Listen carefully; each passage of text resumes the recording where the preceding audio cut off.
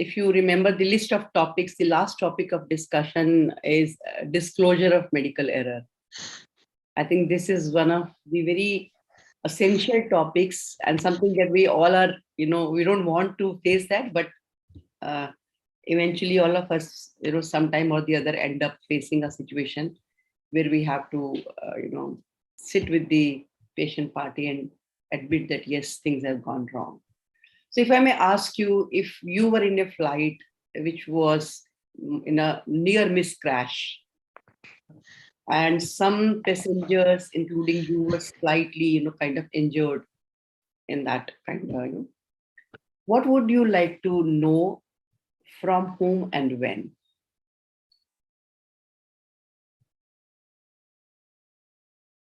And if we are going to crash, ma'am, at least some sort of a forewarning by the pilot that we are going for a belly landing or a water landing, so that everyone is braced. Now, if suddenly it happens. More like near miss. Nothing happened. Nothing major happened. Thankfully, it was more like a near miss. Everybody's safe, but yes, because of the sudden jerk and unexpected turbulence, some people maybe who If the pilots or the aircrew staff, if they can tell everyone that this because of this that happened, and then I think that should suffice.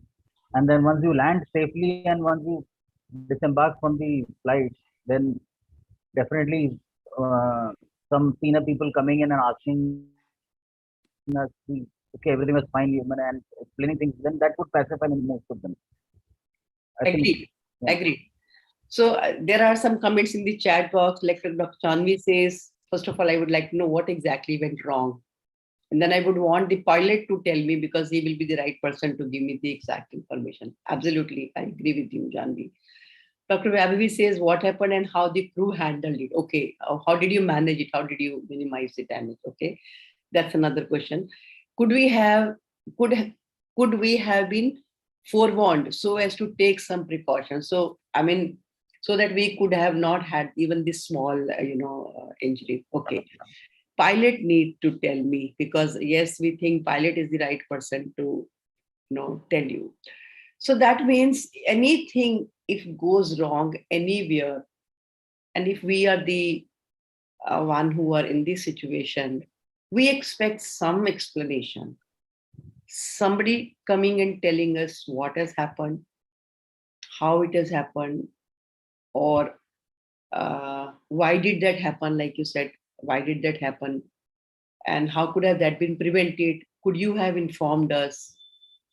Could we be prepared for it? Could you have warned us that there is, like normally it happens in flight, they would tell us that please go back to your seats, tie your seat belts, don't move around, don't use toilet. In these moments, tea and coffee and food will not be served. So that's more like kind of, precautionary instructions they gave. Similarly, in healthcare setup, I think whenever any error happens, or if there's a feeling that some error has happened or something has happened to the patient, the patient party really expects us to kind of explain what has happened. Yes, Dr. Vaibhavi, I agree with you. How will they prevent or handle this from next time? So definitely they also want to make sure that, okay, we escaped, or it was almost near miss. Now, what are you going to do to prevent this from not happening again? Absolutely. I think this is what they expect. So I'm sure those of you who are into direct patient handling and also who are into administrative positions, you must have come across situations where you had to face the patient or patient party and explain them that this has happened. Anybody if has some situation, I just want to know from you if there's anybody has a situation. Otherwise, I will be giving you the situation for the role play. Either you have been on the patient side, like maybe one of your relative received wrong treatment or some mismanagement, and then you were called by the doctor and you were explained, or other way around, where you were treating doctor, a part of the team, and something went wrong in the patient care, and it was your responsibility to inform the patient party. Do you have any situation? Anybody? It is a regular case for us. I know, I know. So can you recollect any case, Dr. Haq, recent one where something went wrong and then you had to explain to the patient party? It's not recently, it's a couple of months back. Mm-hmm. And there was in the lab, there was one report went wrong. Mm-hmm. It was the lithium. Mm-hmm. There's a report for lithium. Mm-hmm. The report we provided was not correct. Mm-hmm. So we already delivered the report to the patient. Mm-hmm. And by this time, the patient went to the doctor, his doctor. Mm-hmm. He also find out that the report was wrong. Mm-hmm. By our checking process, we also find that the result was wrong. Mm-hmm. So when the patient came Mm-hmm. with their guardian, Mm-hmm. ask us what is actually went wrong. Mm-hmm. And I told him everything honestly, that these things happened, that it was a printing mistake. Mm-hmm. We intentionally didn't do it, but our we recheck it.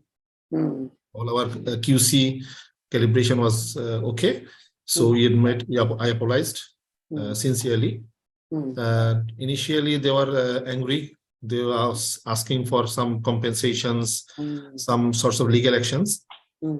Then I tried to explain that these are just a printing error. If it is, we tried to contact you, but we couldn't get you. But before that, you have come, and you say that when you have come, I'm not arguing. I'm saying that this is happens. This is the truth, and now you can take any actions you want to. But the reality is these things. So Alhamdulillah, after discussion for I think around 1 hour, they agreed and they accept our apology. Okay. And you managed it well. And we manage it. And it is what I have experienced, that if we tell the clients the truth in a polite way and not arguing, usually they accept it. I completely agree with you. In this, you have actually told what should be the strategy of handling such situation. Thank you. So I want to give you a role play, but this time I want somebody who's not very experienced. I know people who are in industry for 20, 30 years. By now, we have learned it either by trial and error or by making mistakes or by training. We have learned how to handle the situation. I want any one of the young doctors or participants for whom it's still not very clear how do I go about to do the role play. So who would volunteer? And somebody who has not done any role play. So I want everybody to get a chance. In this, maybe I would ask either Dr. Farah or Dr. Janvi to come forward and take the opportunity to the role play. Anybody? Okay, Dr. Farah, you are ready? Will you be okay? Okay. Okay, fine.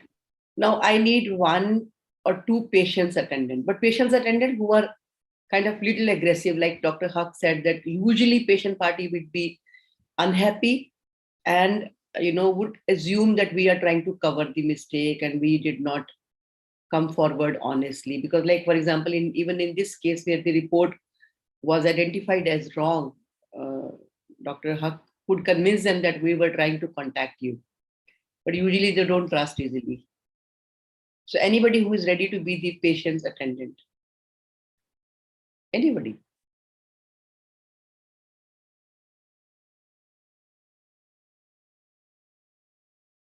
Zahir, will you be? Okay. One more attendant. But somebody is a little aggressive. Dr. Vaibhavi? Okay, thank you. So the situation is, I'll share the screen and show you the case.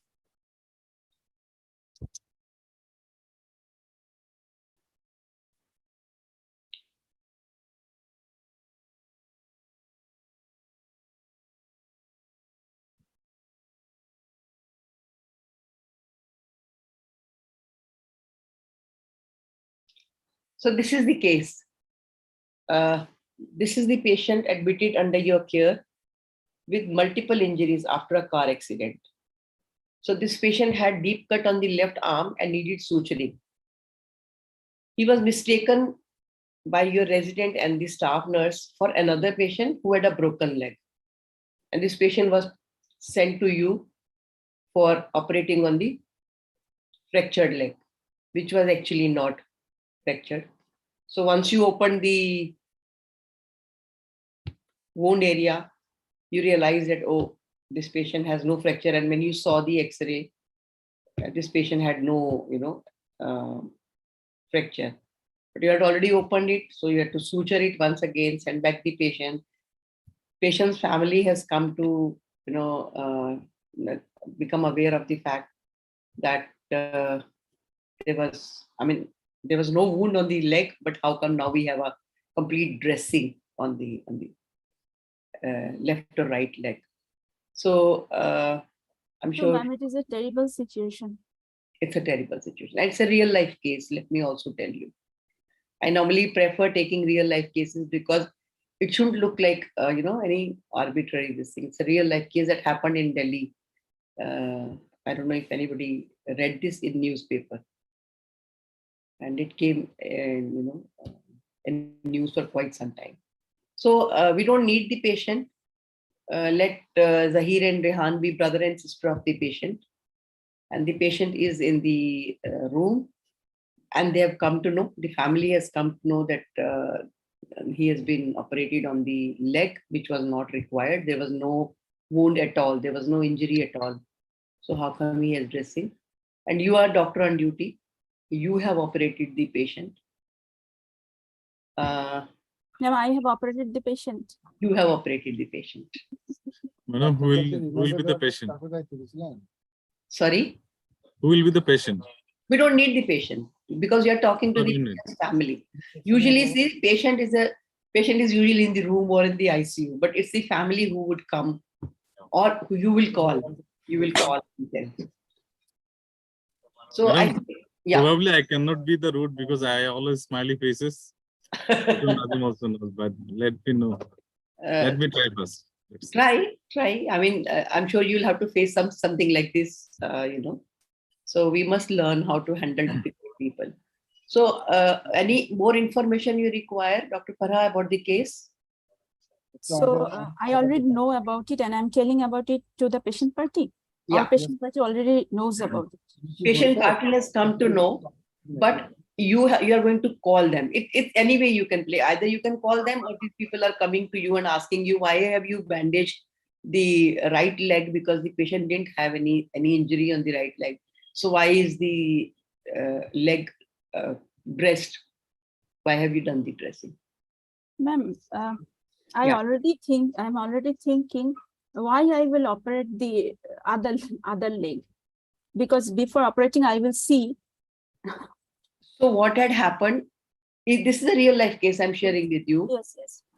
A patient was brought in. Usually a lot of time, surgeons would just come in when the patient is already on the table and even anesthetized sometimes. Am I wrong, Dr. Vaibhavi? In a lot of situations. No. The senior doctor comes only after the final prep is done. Yeah. So the junior doctors generally do the surgical cleaning and everything, skin prep. Yeah. And they come, but of course, the catch is they see the X-ray.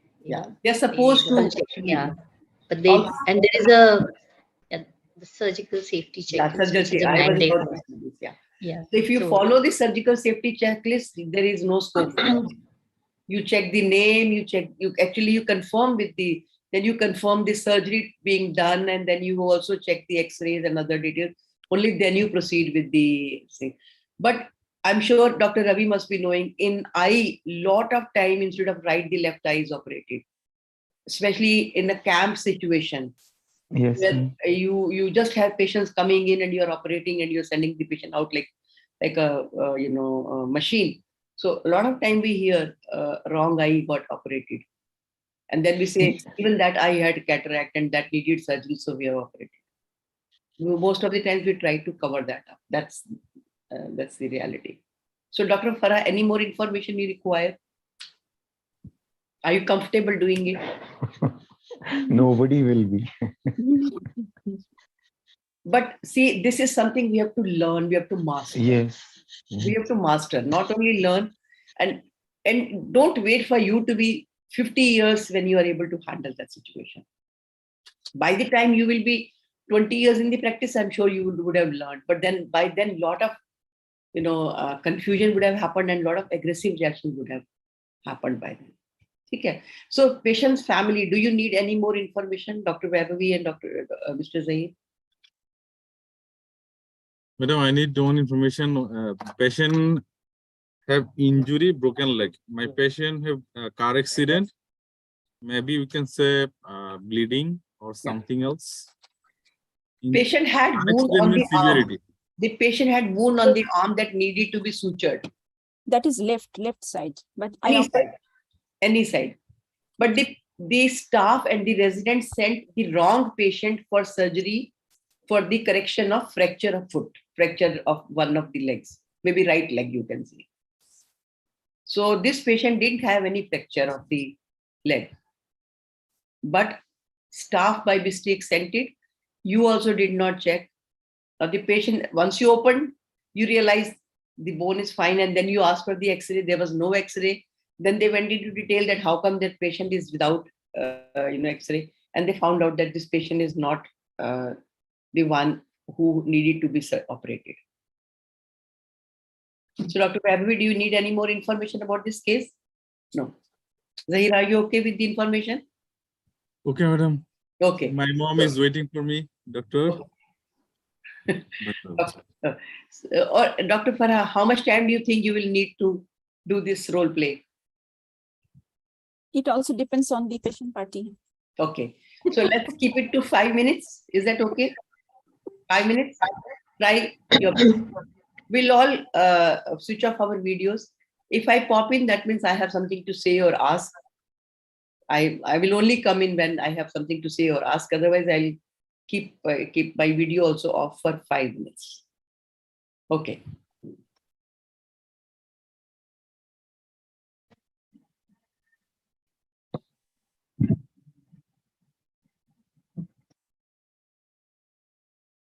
Yes. Hello. I'm Dr. Farah. Is there anyone from Rakesh's family who wants to talk to me? Yes, my mom is there. We both are here, Dr. Farah. We were actually searching for you. Good that we met you, So we really want to ask you some questions. So we didn't know that, his right leg would be operated. And there was nothing there now. And I see suddenly a big bandage there. And I was told that the right side is operated. Is that so? Yes, that is so. But I want to. But why? Yes, I want to explain to you from the beginning actually what happened. First of all, I apologize for what happened because it was really unacceptable. So when I was today, I was having a very Doctor, you need to prioritize, right? Yes. Sir, please let me finish first, sir. Then you can tell me. Let me finish first. So today I had a very busy day and I had to operate almost 5 cases at a row. And usually my sisters and nurses and other junior residents prepared the patient, and then finally after they check. No, that is none of our concern, right? Please. Exactly. Like you are operating 5 cases and then you're making such a mistake is not okay. Yes, ma'am. For us, it is such a big problem now. Madam, it is absolutely right that you are telling it should not happen. But what happened today?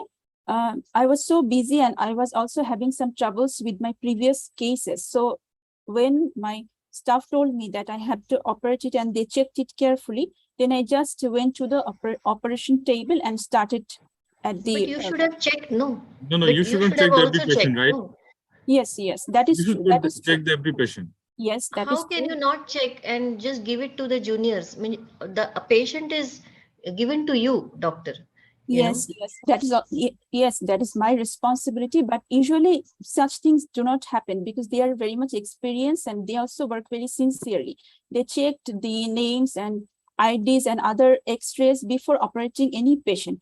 But in this time, when I tried to find out what happened actually, what went wrong, why it happened, then I found out that 2 patients X-ray were together, and that both the patient had same name. Their ID were different, but I thought the X-ray that I saw, I thought that the patient that was there was the same. So I went for it. But as there was both the patient has same name, I actually didn't cross check about the unique lab ID or unique ID, a medical record number. So this happened, ma'am. But I'm extremely sorry that it happened, and I really I'm feeling very sorry that I didn't check it. But see, your process is too long, but my patient is suffering, right? Yes, that is true, sir. So, but In whatever fact, happened, he is in so much pain, now that the other hand is also paining, plus the surgical leg is also paining. I mean, we have just added to his troubles. yes, ma'am, absolutely. I understand what you're feeling, what you're going through, but whatever it happened, actually, it is like an accident. It happened, but now we have to see what I can do for your patient to recover him from this situation. It's very much I am also feeling very bad for the patient, because I usually do my work very sincerely, and my team also does.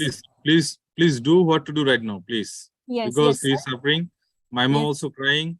We don't know Yes. what to do. Yes, sir. I'm doing my best so that he can recover very soon. Please have some patience and have some trust on me. I will try my best to recover him. Thank you, sir. Thank you, ma'am. Okay, please do hurry. Very nice, Dr. Farah, I think. Thank you. Madam, my inputs. You could be more aggressive. Dr. Vyabing was very cordial. I wish we have all patients in the same manner, where we don't have enough. But I agree, because Dr. Farha handled it very effectively. So you could not lose your composure, because she was very compassionate and confident. So if I may ask Dr. Farha, first of all, what do you think you did effectively? Like, what was on your mind when you were doing what you wanted to really go ahead with? I was ready to accept whatever patient party would say, because it is really, if I were the patient, I would behave in the same way or whatever way they behave. So I was ready for that. And I was feeling also very bad that it happened. I was really... So you were genuinely sorry for it? Yes. Yeah. What else did you kept in mind when you were interacting with them, or you were handling their anger or them being upset? Before meeting them, I also informed my seniors in case I need their help or support. If I cannot manage my patient party, then maybe they would speak in a way that would help me to handle them. So I thought about that. I kept that ready. So while interacting with them, one is you were quick to offer apology. You were quick to explain that what exactly happened, and the reasons that you gave were, they seemed very valid. One reason that you said that I was very busy and I had a lot of cases, so I mixed. The second thing that you said was again a very valid point, that there were 2 patients with the same name and their x-rays got exchanged, or they were kept in the same place. So I saw the other patient's x-ray and saw the name, and then I operated. So I think, which is again a very valid kind of a reason. Anything else besides this that you think you did very effectively and that helped you to manage the situation? I did not become defensive. I let the patient party speak whenever they wanted to. I listened to them and then politely said, okay, now please let me explain. Absolutely. I think I agree with you, because at times they became aggressive, but you did not retaliate with the same aggression. You rather accepted, yes, I agree. Yes, I understand. So they had you kind of disarmed them by using these statements. Yeah. So if it was a real life situation, what would have been your concerns?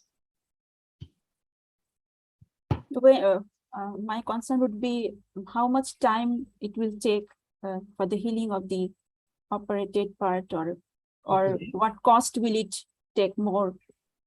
Okay. So the patient. So and how who will can I? bear the cost? Who will bear the cost? Is that also your concern? Yes. Because patient might Yes. ask you to bear the cost. Yes. Okay. Dr. Ravi has written medical legal consequences. Absolutely. Were they on your mind, Dr. Farah? No. They were not on your mind. Any fear of patient party becoming aggressive with you? No, I did not have that concern. People, I didn't see from them. I didn't see that coming. signal. That kind, Yes. But before you started, was there anything that they might become very aggressive, and how will I handle that? Yes, before that I had it in my mind, and for that I kept my seniors ready. But when I started talking to them, I found out how I can handle it or how it may go. So I got a. And you could see that you could manage it. You knew how to handle their anger and aggression. Wonderful. So what is your takeaway from this role play?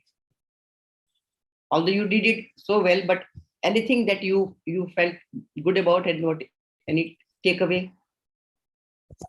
In this situation, I think patient party would not agree so easily. I think they would be more aggressive, and I think it is a very unusual way of the response the patient party gave. It is not.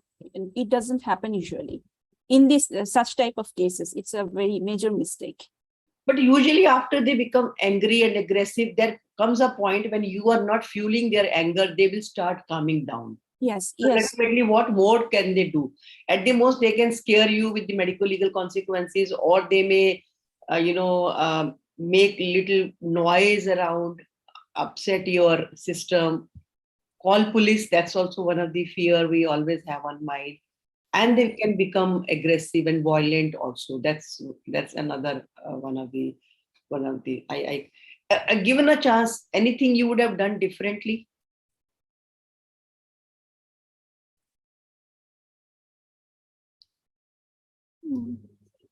You think you did it to your best? So far, I think you did well. I would agree. So I would ask the patient party. You were trying to be aggressive. You were trying to be little vocal. What stopped you from becoming aggressive? And what do you think she did effectively? In fact, I had planned to escalate, but in between, I couldn't, because there was a very stark honesty which Dr. Farah had in her conversation that actually made me feel that, yes, this is possible. It can happen. Though it is my patient, but it is still possible what she's saying, that two patients' names were same. And that really made me believe in her, that she's telling me the truth. This disarmed me first, and second, she put the entire focus on ab iske aage dekhna hai, what we are supposed to do. Abhi, let's take care of the patient first, rather than ye ho gaya, and I'm sorry about that. So I think these two things were really I felt I did not escalate for that reason. Otherwise, मैं शुरू होने वाली थी, लेकिन फिर I was like, okay. Absolutely. So if I may ask all others and everybody, what are the things that we say sometimes which can actually be detrimental to the situation? Can you recollect? Or can you think of some of the things that we at times say? I'll give you an example that will trigger that thought process. देखो, नुकसान हुआ तो नहीं ना, कुछ हुआ तो नहीं पेशेंट को, कोई गलती, मैं मान रही हूँ गलती हुई है, लेकिन कोई नुकसान तो नहीं हुआ ना. Now, when you say something like this, do you think they are happy with your way of? No.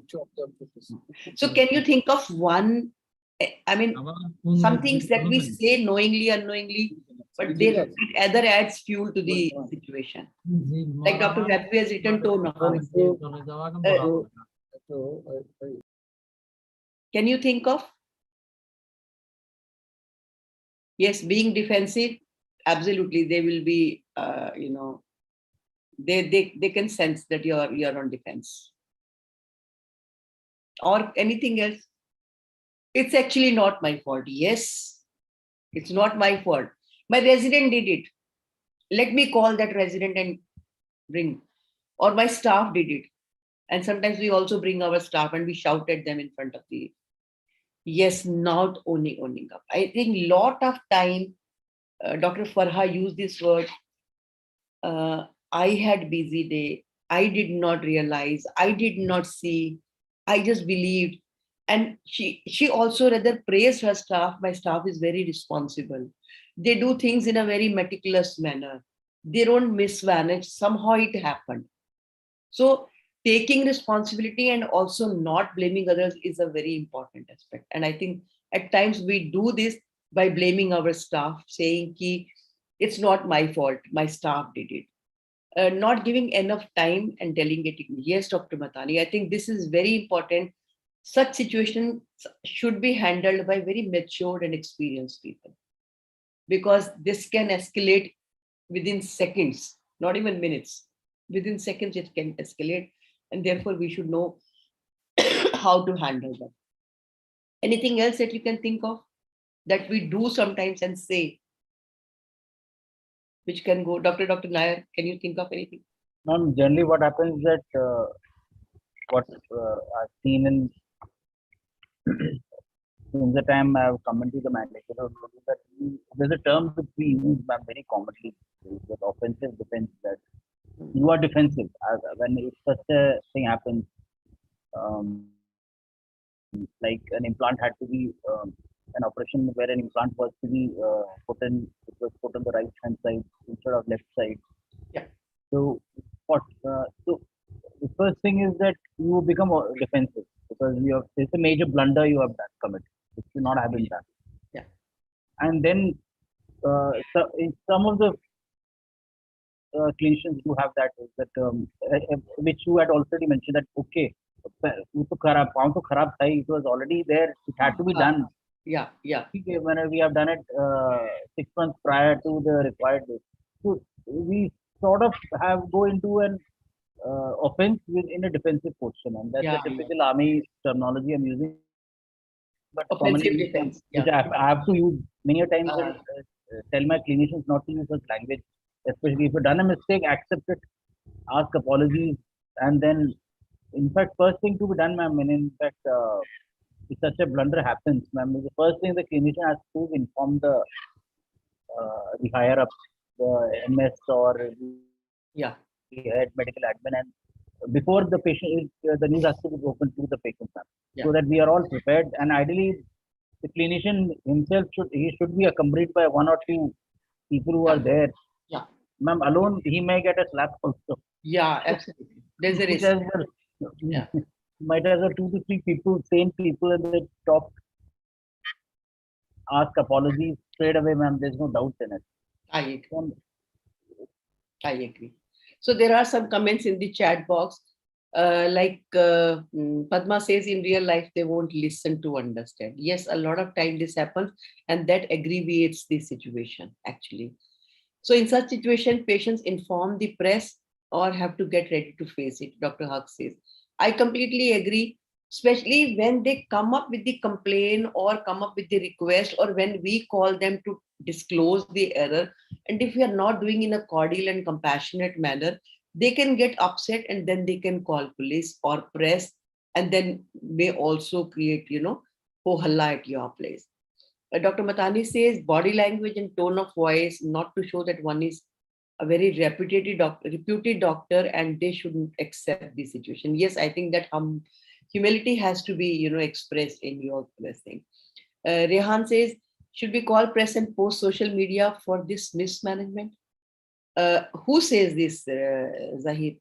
Is this the patient saying, or it is the doctor saying? Patient. Yeah, they sometimes, kind of put pressure by saying, or threaten you that I'll call police, I'll call press, I'll call social media, then you will listen to me. So before your conversation goes to that level where they come out in open to call police and press, if you are able to contain it in a much earlier space, it is better. So like we say, a stitch in time saves 9. Rather than initially acting insensitive or cold, like Padma is saying, that they don't really listen, and when you can make out that they are not listening, or their tone of voice is very authoritative and intimidating, or their body language is not demonstrating true compassion and concern, all these things fuel, definitely then they can either threaten you, or they can actually go and call police, because it's just a matter of 1 minute to call police. It's nothing difficult. Just dial 100 and police is there to help you. That's why it's better to contain the situation right early on, and therefore most experienced person, senior person should handle that situation so that it doesn't go out of hand and then you face the difficult situation. And very honestly, even very senior doctors have challenge handling that situation. Like we were saying, that it's not easy, it's difficult to attend, because we all know that situation can go out of hands at any point of time. So I think Farha did, although I don't know if she has attended any training earlier or she has learned it herself, but you did try to do it in a very uh, uh, almost like accurate manner, because your body language, your tone of voice, your language, your way of communicating, connecting was very appropriate. And like Dr. Vaibhavi said, that though she wanted to escalate, but she didn't, she was not left with any opportunity or any desire to do that, because you were already very calm and forthcoming. And and good thing is that you shifted the focus on how do we really care or minimize the damage, what can be done to minimize the damage. And I think then you completely change the direction of your conversation with the. So most of the times clinicians are worried about the embarrassment or aggressive reactions, and like Dr. Ravi said, the risk of litigation. And these are the things that are always at the back of mind, and as a result sometimes we overreact also, and we are defensive, like Dr. Rajesh Nair is saying, that we become defensive offensive. So we become aggressive, but actually inside we are becoming defensive, and we mismanage the situation. And a lot of time we try to cover the error, which also goes against us if they have come to know. And most of the times you will see some of our staff members would go and tell outside to the patient or patient family member that this is what has happened, but they are not coming out with truth. That it becomes all the more challenging, because they already know the truth, and if you try to cover the error, they further get aggravated that you are not coming out in an honest manner. So even very seasoned doctors find it very uncomfortable and distressing to communicate medical error. And that's why I thought that this topic should be covered in our trainer program. And I think every doctor, every nurse, every healthcare provider must know how to handle such issues. And very honestly, medical errors are not something that is not existing or something not very common. They are actually third commonest cause of deaths in US. We haven't done any study in India, or I don't know if you have done any study in Bangladesh, but very honestly, even in our countries, I'm sure this must be more or less similar to the same figure. This is another study by Professor Ashish Jha from Harvard University, and he estimated that 5.2 million errors happen annually in India. I again feel this is an underestimation. There must be much more than this, because we usually don't try to report or notify the system about the errors that we make. And most of these errors are around medication error, patient care error, or surgery or other procedure.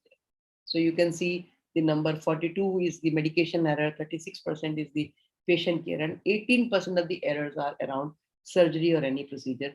That means it's a huge, huge number. And most of these errors are because of communication failure. And now in this case also, for example, this case where the patient was sent to the OT, had they followed the surgical checklist, had they communicated effectively with the OT nurse and OT technician, these errors could have been avoided and patient could be saved. So before we move further, it's important to understand the definition of what medical error is. We all know that medical error is when there's a failure to complete an action as intended, or the use of a wrong plan to achieve. It's actually a medical error. So it may or may not result in adverse outcome. Maybe no harm has happened to the patient. But even in this case of Rakesh Tyagi, where he was operated on the wrong side, nothing much happened, no adverse outcome, happened. But then again, you can't say that that was not a medical error. On the other side, unanticipated outcome is where you didn't expect something like this to happen. For example, you gave a test dose and the patient had some acute or severe impact, reaction to the drug, FDR. Or it could be that something that is not expected and that has happened, then that becomes an unanticipated outcome. An omission where you were supposed to do something which we didn't do, it was left undone, it's a neglect of duty. Now, for us, medical error would be only number one. But if you will look at it from the patient's point of view, their definition of error is very broad. They include even those situations or events which were non-preventable. For example, even surgical complications will be seen as error by patient party. Something that is not beyond your control. For example, in gynae, amniotic fluid embolism is something not in your control. But in case if the patient had this, trust me, they'll blame you for the error. Even poor service quality is also seen as error from the patient's perspective. And poor communication is also seen as an error. If you look at it from the physician's perspective, their definition of error is very narrow. They believe any deviation from the accepted standard of care is error. Everything else is beyond their control.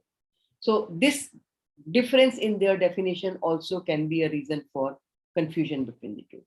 When it comes to extent of disclosure, patients expect to know everything, even the errors that has caused no harm or near misses.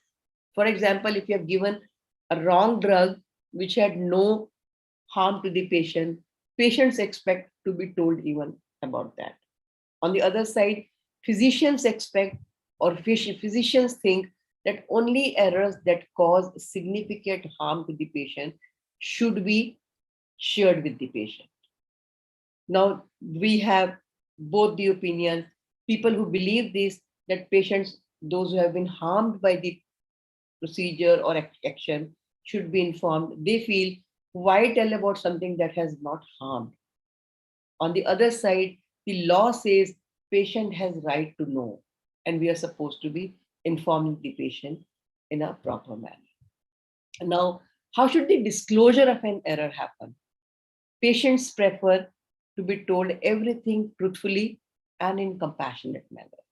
On the other side, we all see and we all sense also, physicians prefer doing it in a more objective manner with minimal disclosure. They would avoid giving all information that they think is non-essential. So it will be more like a matter of fact manner and in a very professional manner. As a result, sometimes they miss on being compassionate and empathy. They at times become little kind of authoritative or little more, what would you call that? I don't want to use the word insensitive, but what would you call that? Can you think of a term? It is actually called either depersonalization or objectification. So they become just like all the emotions are cut out. Yeah. They just want to see what is a fact. And Absolutely. so Detached. factual, yeah. Detached, yes. Detached. So being detached is okay. See, if I look at the word detached, it's perfectly all right because you don't have to get emotionally involved, because that's going to affect your mental, physical, and performance also. But sounding cold and sounding insensitive is something that's not desirable, and that really upsets the patient. Now, coming to the role of apology, patients expect apology, that something has gone wrong or something wrong has happened to the patient, and we are really sorry for that. Whereas, how do we feel about the apology? And are we willing to give apology or offer apology? What do you all say?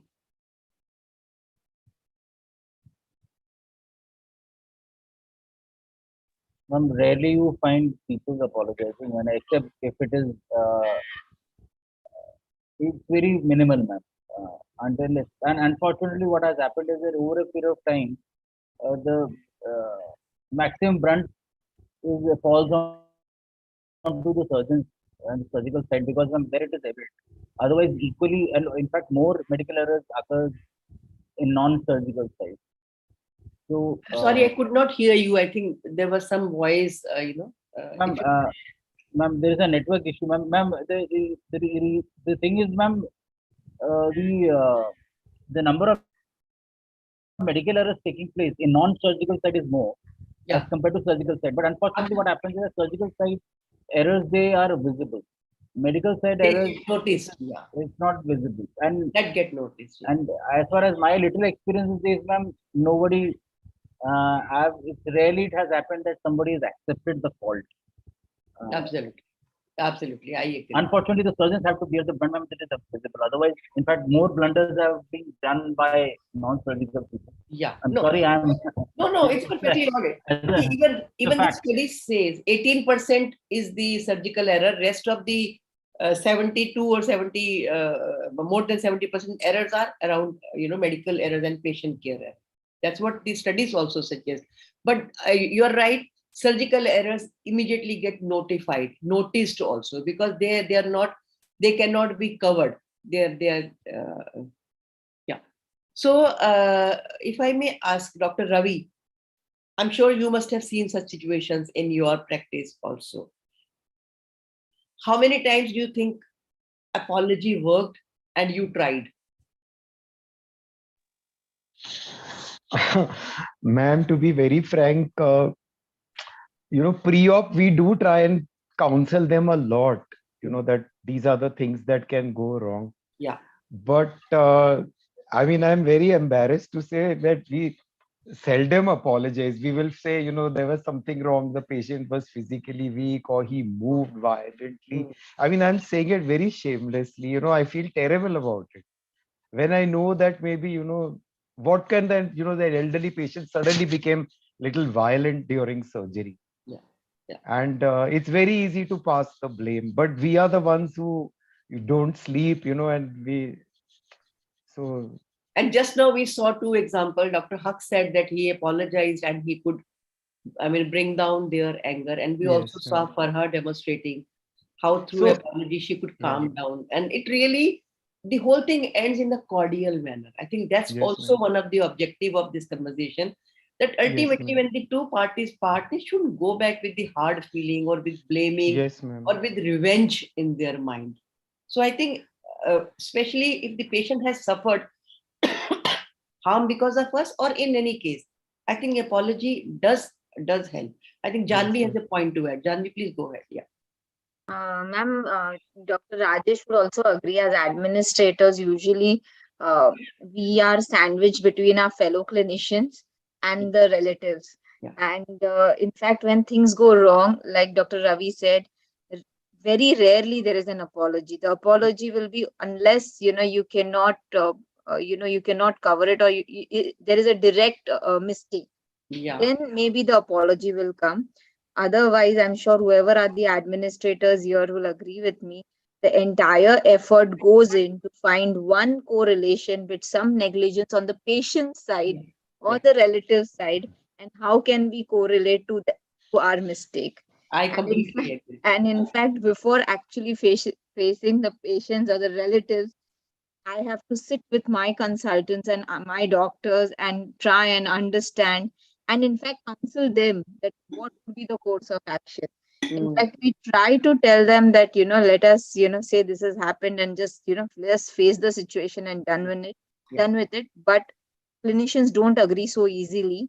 And in fact, sometimes I feel it is difficult to manage doctors than patients and relatives.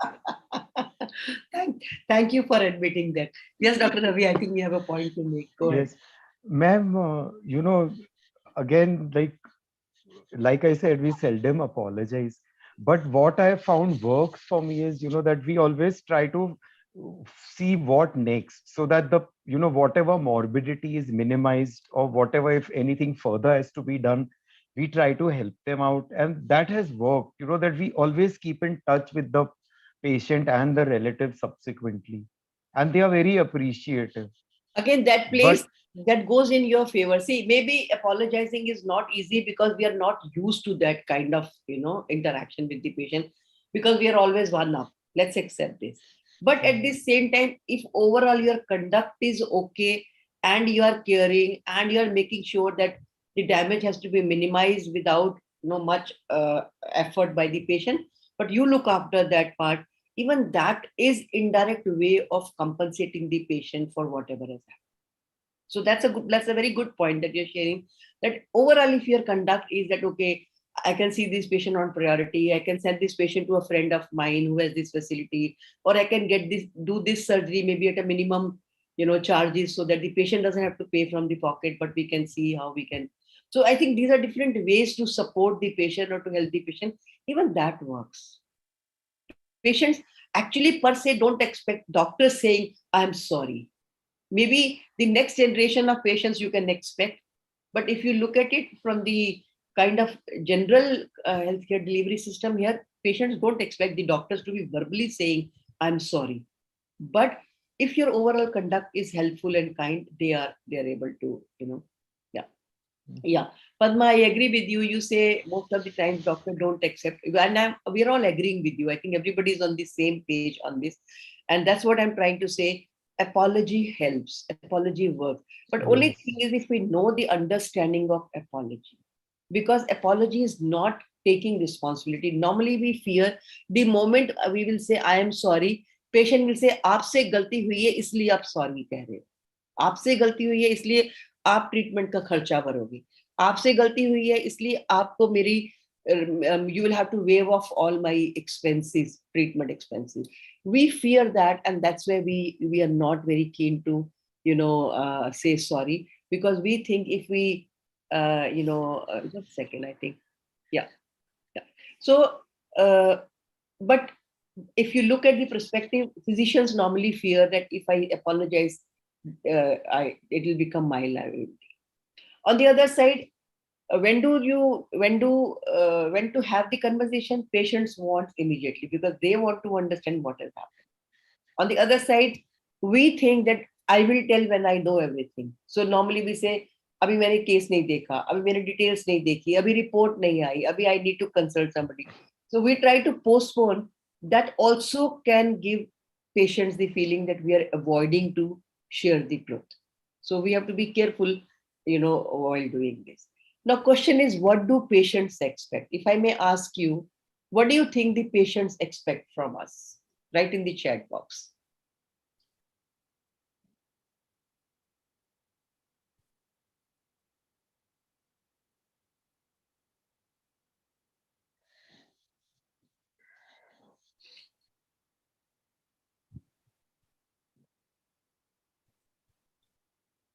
True picture.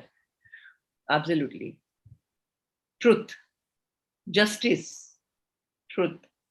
Sincere explanation. Truth. Some of you have not added, but yes, sometimes they want compensation. Yes, path ahead.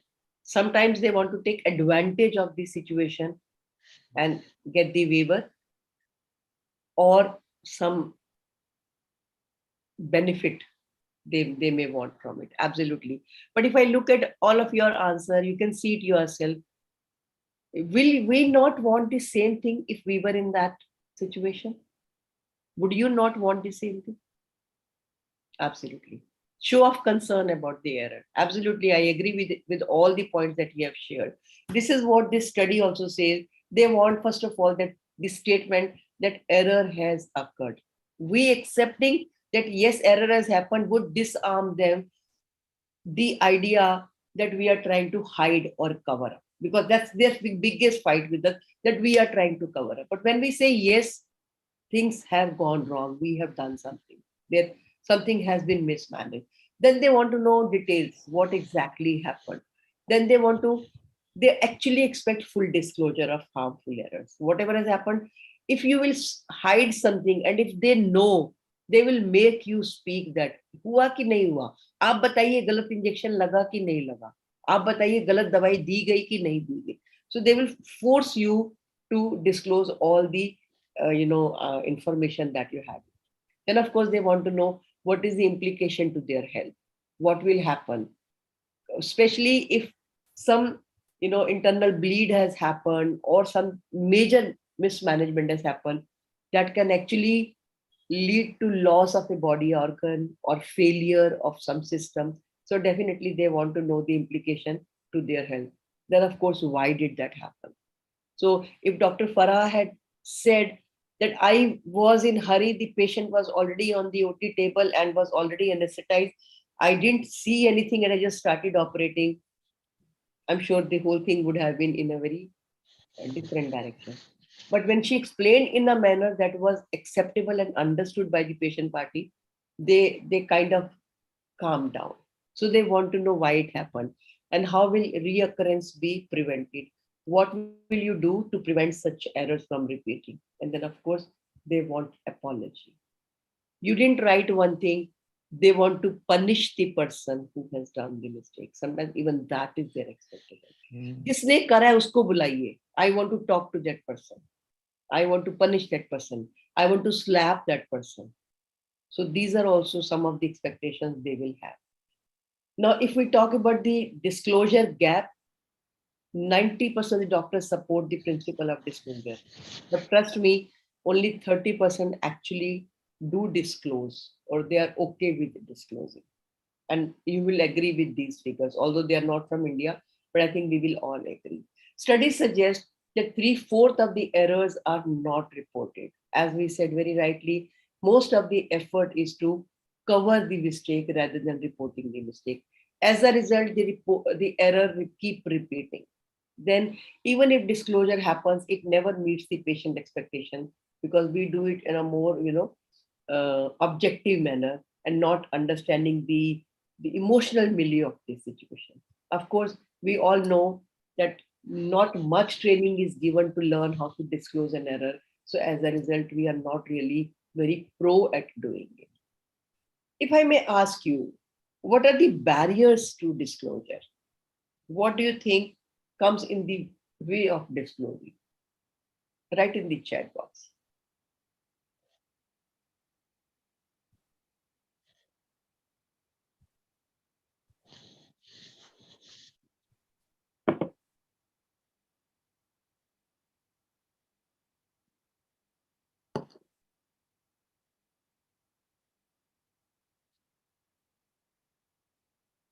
Loss of reputation. Absolutely. Fear. Thinking about the consequences. Yes, it could be legal, it could be violence, it could be aggressive reaction. Legal issues. Absolutely, Dr. Nair, agree. Scare of legal implication. I think that's one of the major ones. No practice of disclosure. Yes, in certain places there is no practice of disclosure and you can't go against the hospital norms. I agree. Reputation is often another barrier to this thing. Then you will lose patients and you will lose reputation. Absolutely, I completely agree. So quite similar to what this study says, that we are actually skeptical of benefit and believe that disclosure is unnecessary. We think whatever harm has happened, we have to correct the error, then why inform them? What is the need to tell them? Because we work from the point of view that patient care is my responsibility. On the contrary, we have to partner with the patient and not treat the patient as mute spectator. Yes, never learned how to disclose. I completely agree, because we don't have that training, so we don't know how to go about doing. Then we also think it will be an unnecessary distress to the patient and family, especially where the harm hasn't happened to the patient. We think there's no need to unnecessarily put the patient in any kind of distress. Especially in situations where the patient is unlikely to find out, we think there is no need to tell the patient of what has happened. Then we also fear that there can be retribution from the patient and colleagues, because we know that our reputation and our position in the system will be affected. Yes, we all fear legal actions and financial judgment that can come with when you disclose the error. We also fear that how will I handle the patient's emotional reaction, because we all know there will be extreme reaction coming from the patient party of anger, blame, revenge. So definitely it's difficult to handle those situations. We also believe sometimes that disclosure is primarily a factual conversation and not a complex, interpersonal conversation. So at times we don't disclose in the right manner how it should be handled and how it should be managed. We also believe that that outcome is not related to the action on the part of the person disclosing. So we think we are not responsible for it. So therefore, why the hell should I tell? It was done by the nurse or it was done by the anesthetic. And in a lot of cases, especially in surgical places, we have seen surgeons would expect the anesthetist to go out and disclose about the situation or complication. Dr. Vaibhavi, is the situation same or it is changed now? Sorry, I didn't get the question. Yeah, in a lot of surgical cases, I have seen surgeons would expect the anesthetist to go out and talk to the patient's family, and in case of any error or complication, and inform the family. So I'm asking you, is this practice still prevailing or there's a change now? There is a saying, no, that the surgeon is the captain of the ship and anesthetist is the captain of the sinking ship. Okay, so there is a difference that is there, and currently the trend is different now. The any complications are discussed together. Okay, so basically the surgeon, the anesthetist, the nurse, the technicians, they all, because they were there as a team. Yeah. So the problem is discussed there. How do we tell the patients? How are we going to disclose together? And they go together. Sometimes it is like, okay, the surgeon talks first, then comes the anesthetist, but then there's no transparency amongst each Yeah, other, because the patient can counter question yeah, and find disparities. yeah. So it is always better, and I think now the trend is changing. That's so good. That's so good. Yeah, that's so good. And like you said, that there's lack of training, that also becomes a barrier. If we don't know how to do it, so we are scared to do it, or we may do the way we know to do it, and we may not do it successfully. But very honestly, actually, disclosure is beneficial, and a lot of studies have shown this. Evidence suggests that skillful conversation and follow up can reduce the risk of litigation. If you can take the patient and family in confidence, if you can skillfully handle the situation, not being too offensive or blaming or disowning the responsibility, you can calm them down and take their attention to what needs to be done to minimize the damage, and you can reduce the risk of litigation. This study by Harvard, Medical School says that only 3 to 5% of the patients, who are injured by the negligent care, actually sue the patient, the hospital or the doctor. Most of the patients calm down or they let go after, being heard well or managed well. Now, this one study, no, before we go to this study that I want to share with you, it's about University of Michigan. The question is, why do patients sue? What do you think is the reason? Why do patients sue? Why do patients decide ultimately to legally implicate the hospital or the doctors? Can you think of the reason? Trust is lost. Absolutely. I think that's one of the biggest factors, where they feel that we have been cheated or we have been deceived. What else? What else? Incomplete information. Yes, absolutely. Compensation and gross error. Yes, hidden information is very common, a reason for them to sue. They are in extreme pain. They are very upset, and as a revenge, they might litigate the hospital or the doctor. Yeah, they are in extreme pain and suffering. Absolutely. So studies suggest that they don't, sue because because they think that the actually error has happened in care. Yes, permanent physical damage. Again, it's a kind of sometimes feeling of revenge, and also sometimes intentionally, and feeling of being cheated. Absolutely. So studies also suggest something very similar to it, that they don't decide to sue because of negligence, but usually the reason is when the immediate situation is not handled effectively, it's not managed effectively, when there is lack of empathy and a feeling of being mistreated, that my problem was not heard, my concern was not addressed, or my question was not answered effectively. And also, if there's a feeling that the essential information was withheld, I was not given truth, I was not shared truth. So, to take the truth out, they decide to go against the hospital or the doctor. Uh, when the loss is not recoverable, yes, Padma, that's what we are talking about, when there's a physical damage, permanent physical damage, or some kind of irreversible situation, they definitely. Dr. Ravi says media nowadays highlights medical negligence so much that they believe that doctor is bad. I completely agree with you, because we don't have very good, rapport with media. I think even that's one area we should work for. I did a couple of programs at IIM Ahmedabad. Not I did, I was one of the speaker in that program. And the name of the program was Reputation and Practice Management. And very senior level doctors, used to come and attend that 3 days program across the country. I think almost 2 years we did that program. And there we did talk about how social media and media can affect your reputation in the, and how do you really create a balance where you're not in bad books and you also have kind of good relationship with them. But that's something, again, proactive, you have to action you have to take, which we are not really very good at, I would say. Now, coming to the point, there are a lot of studies that talk about, disclosure policy. So I'm sharing this one study of University of Michigan. They implemented full disclosure policy across all hospitals in 2002. So they did a study to find out the benefit or the impact of full disclosure. So they realized that the annual litigation cost came down to 1 million from $3 million from 2001 to 2005. Similarly, the average time to resolve the conflict or the claim and the lawsuit came down from 21 months or 20 months to 9.5 months, almost half, almost half. And also the number of claims and lawsuits also came down to 50%. So I think this, and this is just one study I'm sharing for your understanding.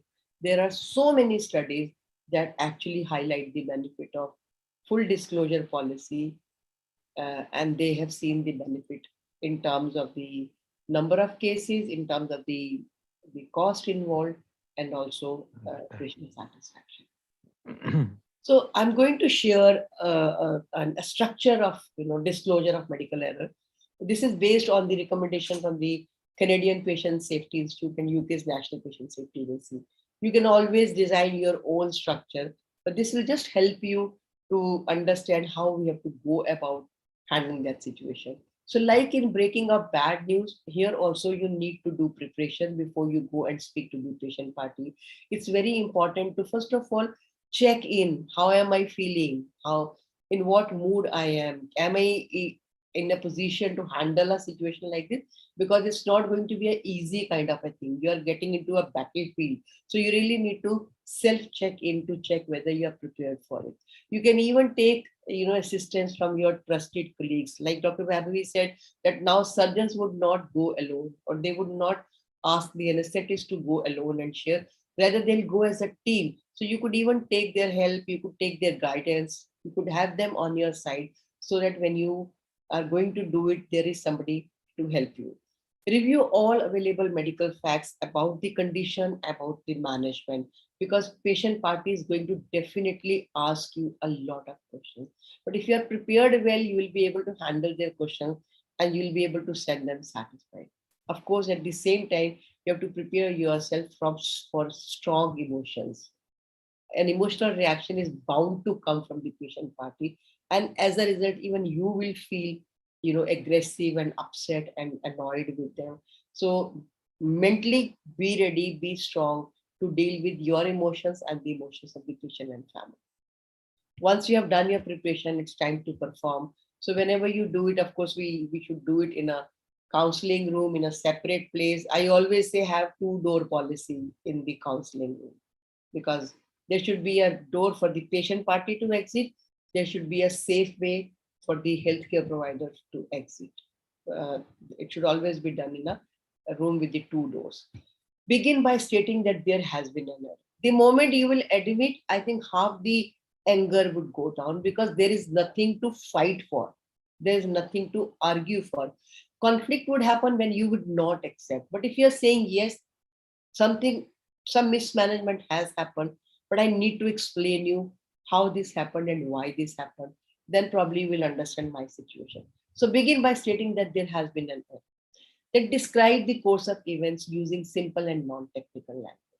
Don't use difficult words, don't use difficult vocabulary, don't try to complicate the thing. Explain in a very simple manner what exactly happened. Use frequent pauses, give them time to assimilate what you are saying, give them time to react to what you are saying. If you remember, in between, Rehan did say something, and Dr. Farha said, please wait, let me complete. A lot of time, even this can aggravate. So if you say, I completely understand, you have a lot of questions to ask. If you permit me to tell you everything, and in the end, if you have some questions, I'll definitely answer your questions and explain to you. So they will feel being heard, being respected. So even sometimes when you say, allow me to complete first and then you speak, that can be, sometimes that can come as a rude, gesture. So frequent pause will give them time to, to assimilate what you are saying. In between, if they want to ask something and if you pause, they'll get a chance to speak and ask you a question. When you're explaining, state the nature of the mistake, consequences that has happened, and the corrective action that you are planning to take or you have already taken to minimize the damage. That has to be explained. We have talked about apology. I know we are not very comfortable apologizing, but apology is done with the idea to express personal regret, and we apologize not just for the mistake, but for the suffering of the patient. And from there, if you shift the patient's focus to the patient's welfare, sorry definitely works better. This slide we have seen earlier also. There are 2 meanings of the word sorry. One is the expression of compassion, when you say, I'm sorry that this has happened. And the second is expression of responsibility, where you are taking the responsibility of the error. In disclosure of medical error, it is number 2, expression of responsibility.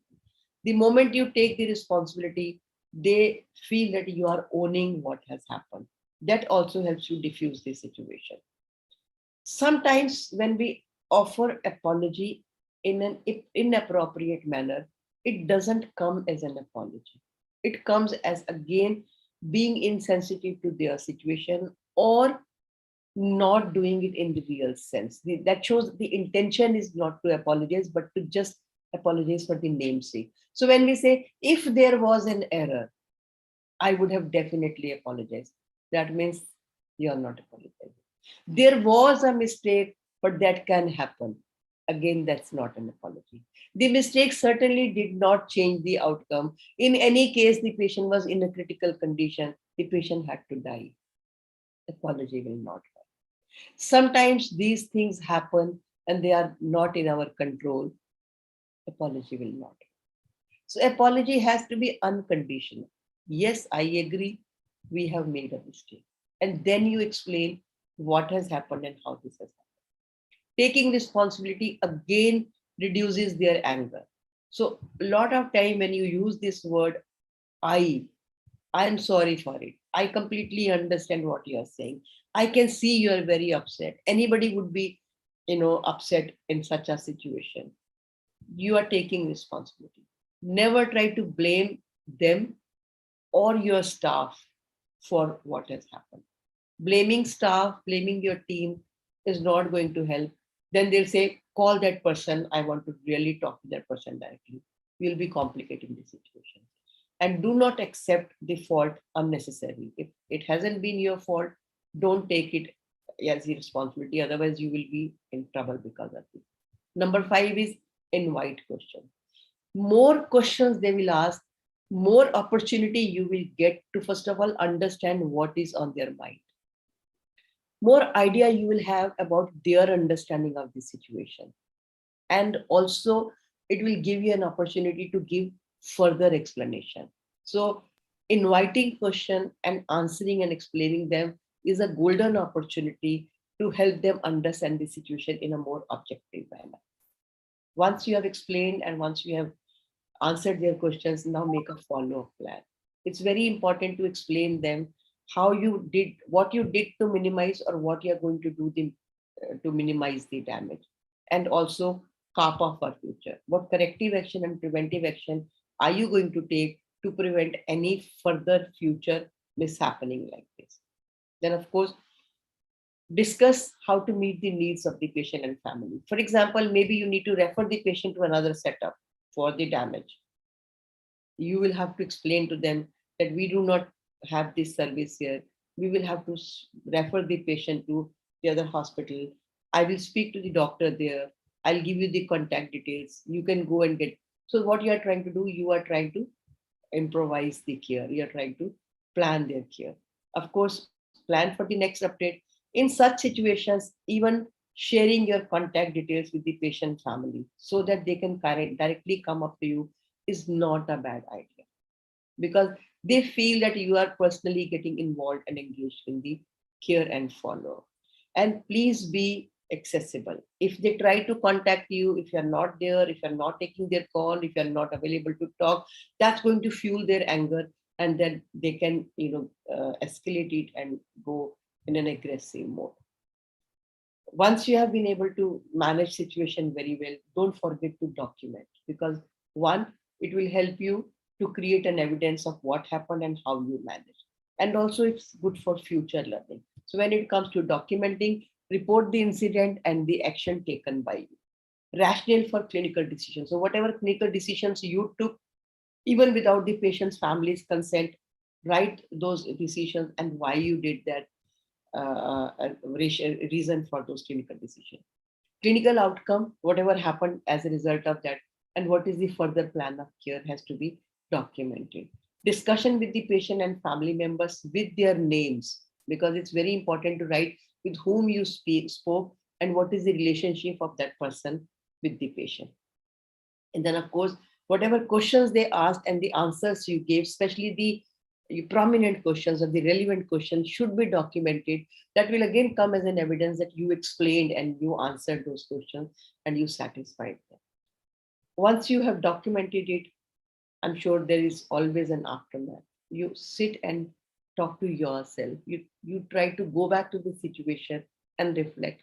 I think one thing that we have to learn, rather than blaming anybody else, just focus on what can I do to prevent this from reoccurring, is the best way to improve your functioning. So it's very important to sit back, to self-check in. How am I feeling? How was I feeling in this situation? How did I handle this situation? Could have I changed it differently? Could I have handled it differently? That's why I was asking these questions to Farha. I was asking these questions to reflect on how are you feeling, or what emotions you experience, what were your concerns, because these are the things we need to reflect and modify or make better. There's no harm discussing with your colleagues. Please don't hesitate talking to your friends, especially with whom you are comfortable talking even about your mismanagement, because from there you are going to get answers and solutions from them. There's lot of material available on Google and also on other different sources. Keep reading those materials to update yourself in handling different situations, so that you learn how to handle such complex situations. And then attend programs to learn crisis management, because these are nothing but handling patients and difficult situations. And there are so many ways. We did one role play. If we We did a couple of more role plays. All of you will slowly become comfortable with the idea how to handle that situation. Just to quickly summarize what we have discussed till now about the protocol, prepare yourself for the situation, state what happened simply in a very simple and direct manner, offer apologies that will help to calm the patient down, take responsibility, because if you are the captain, you are the captain. So you have to take responsibility. Invite questions that will give you a chance to understand what the patient or patient party is thinking or feeling. Make a follow-up plan together so that they feel a part of the plan. uh, Document whatever discussion has happened between you and the patient party, and don't forget to sit and reflect. Last slide, at the institutional level, it's very important to integrate disclosure, patient safety, and risk management activities. I think organizations have to come forward to make this familiar, known thing for the hospital staff, because we are just right now avoiding, but escaping is not going to help us. We really need to uh, deal with it in a head-on manner. So integrate these things in your training activities. Establish a disclosure support system. This Dr. Vijay was Dr. Rajiv was talking. Sorry, Dr. Rajesh was talking about that second victim. If you remember, Dr. Rajesh, you were talking in the last session when we were discussing about the breaking of bad news. The healthcare provider who's caught in a situation is also victim in this situation. So we have to actually provide all possible support to that person, empower that person, coach that person, so that everybody learns how to handle that situation.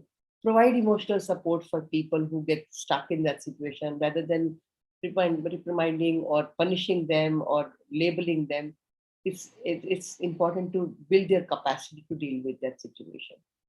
Create a culture of patient safety where everybody proactively ensures how we can prevent error in the patient care. Even the culture of employee safety has to be cultivated, as we are talking about second vector. Then create a culture where people report errors promptly without the fear of repercussions. I think one of the major reasons why people don't report error is they fear that they will be punished for it. If you can assure them of no punishment, you will get to know a lot of errors that are happening, which can be prevented by proactively applying appropriate and management tools.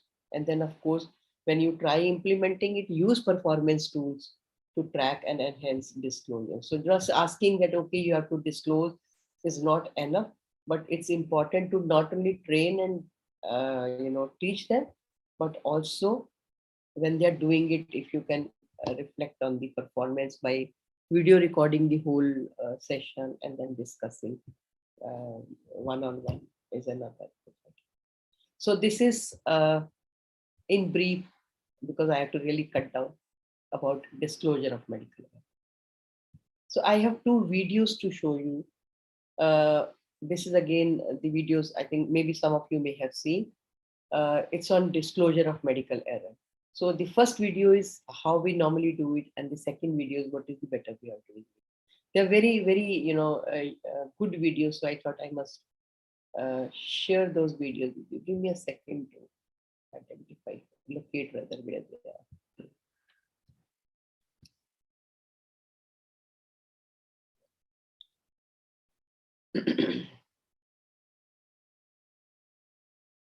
Okay, there we go.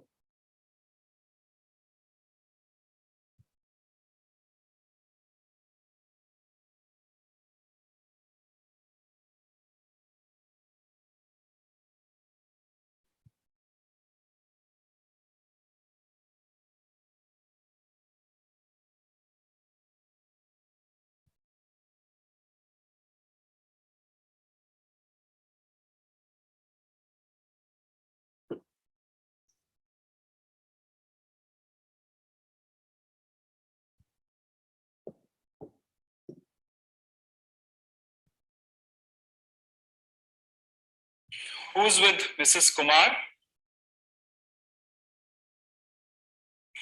I'm Mr. Kumar. Yes. Hello. I remember meeting you earlier in the OPD. This is Mr. Girish, my brother-in-law. Hello. Please sit down. There are a few things I'd like to discuss with you about the operation.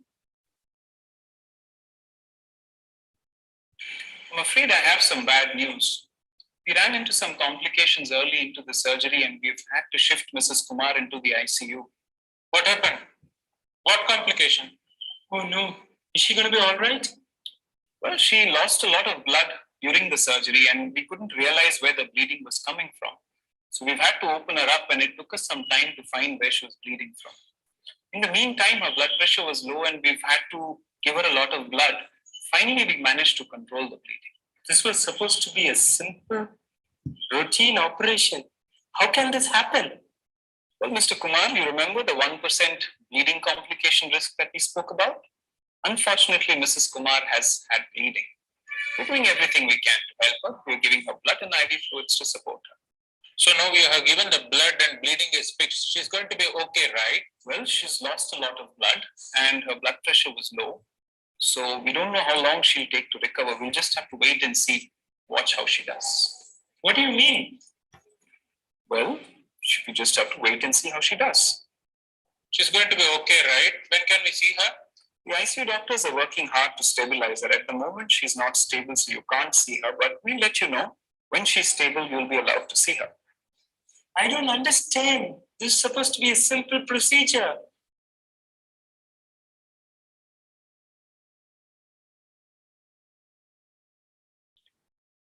So since we have discussed the protocol of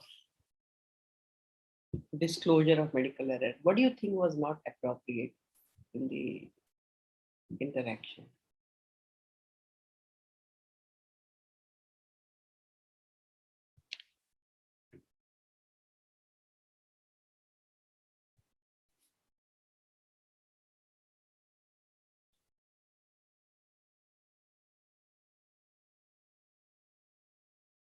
Yeah, no empathy. I completely agree.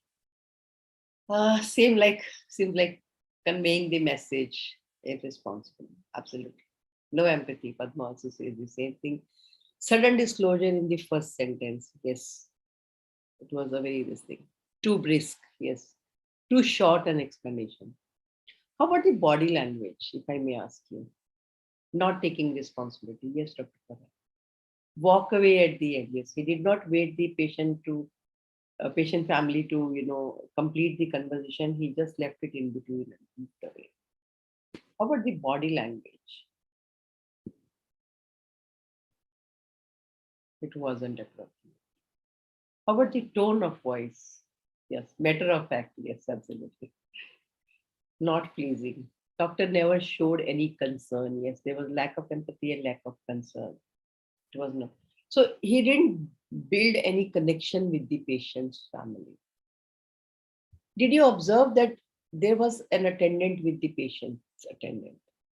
He was trying to speak to the doctor, but this doctor was completely attending to only Mr. Kumar. A lot of time this happens when there are two people and we ignore one of them and we talk to one person. The person who is ignored can feel bad and then instigate this attendant to fight with you or argue with you. So attending to both of them is very important so that they feel that they are engaged and involved in this. Language we all saw, he was very straight, blunt, to the point. And even when he talked about the bleeding, he said, I told you already. But when you don't tell this will happen in your case. So we saw that it was done in a very, matter of fact manner, what we were talking about. Yes. Just behave like messenger and not like the doctor. Absolutely, I agree with you. So let's see this second video. Could he have done it in this manner?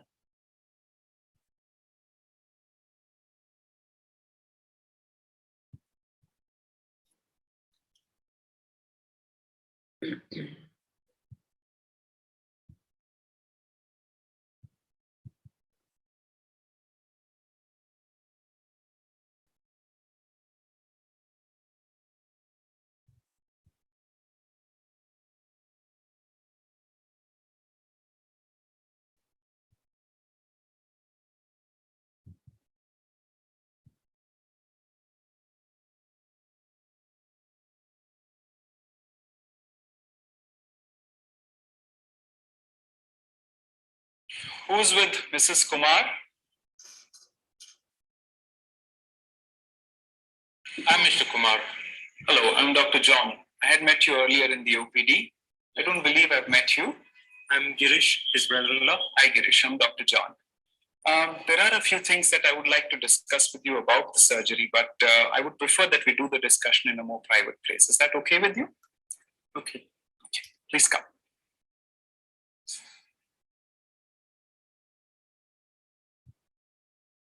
Unfortunately, I have some bad news to share. We've run into some complications into the surgery and we've had to shift Mrs. Kumar to the ICU. What happened? What complications? Oh no, is she going to be all right? I understand that this is not news that you expected to hear, and I'm very sorry about this. There is a lot of information that we have to share with you, and please feel free to stop me if I'm going too fast or if you need any clarifications. Now, Mrs. Kumar had some bleeding early on in the procedure, and we did not exactly find out where the bleeding was coming from. That's the reason we had to open her up, and it took us a long time to find where she was bleeding from. In the meantime, she lost a lot of blood and her blood pressure was low. And eventually, we did manage to find the blood bleeding point, and then we thought we have to shift her to the ICU to monitor her blood pressure. But this was supposed to be a simple operation. How could this happen? Well, in order to do this operation, we first have to put a needle into the abdomen to blow gas before we put the camera in. When I put the camera in, all I could see was blood. I could not see where the bleeding was coming from. And that's the reason I decided to open her up. Where did that blood come from? The bleeding was coming from a major artery inside the abdomen, and it appears that the initial needle insertion was responsible for the bleeding. Who put that needle? I put the needle in, and I'm very, very sorry about it. This just was not expected. We are trying our best to minimize the effects of the bleeding. Is she going to be okay? I wish I could tell you, but it's too early. I just don't know. I certainly hope so. She is on life support medications right now, life support systems for breathing. She is getting blood to keep her blood pressure up and powerful medications to keep her blood pressure up. We're doing all we can. When can we see her? Well, the ICU doctors are working hard to stabilize her, and as soon as she's stable, you could see her. I will let you know. Do you have any questions for me? Really don't know what to say here. I can understand that. If there are any questions, please don't hesitate to ask. In the meantime, I'm going back to the ICU. I will keep you updated on her status. Is that okay?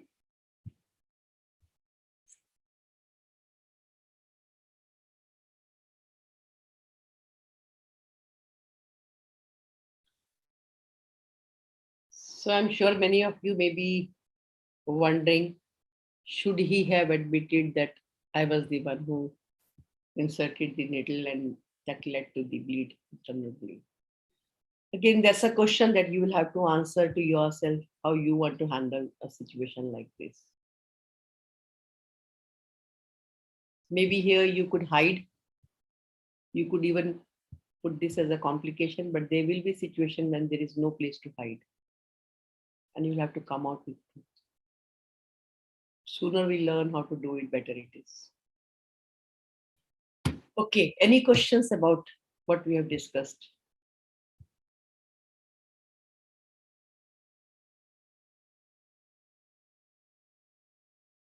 Everybody is in thinking mode.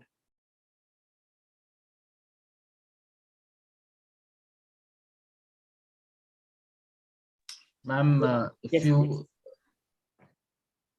Ma'am, once we were asked, like as commanding officers of service hospitals, to do a survey to see how much or was the number of medical errors taking place at IPD as well as OPD level, and there was a time limit given that within a period of 6 months, data has to be collected and to be submitted up. Ma'am, I submitted my report the next day itself.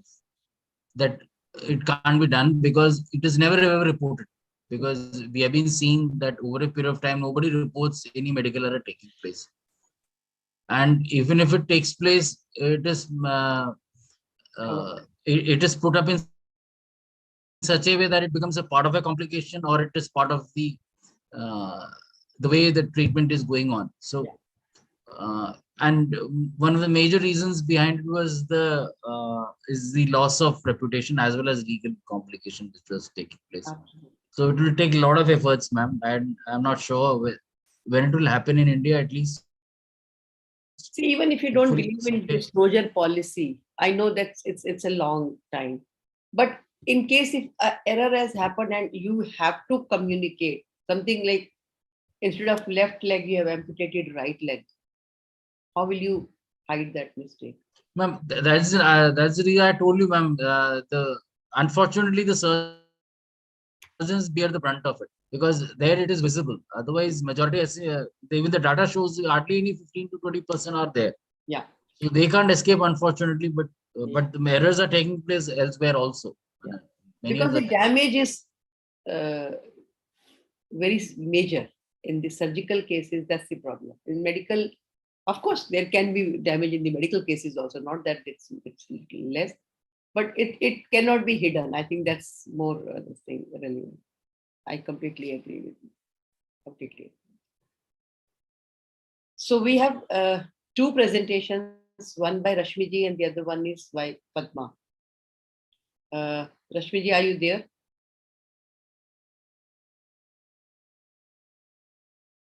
So my only request to both of you will be to keep it to 10 minutes so that we don't like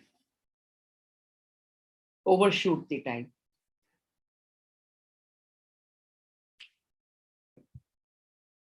Who will do the presentation first?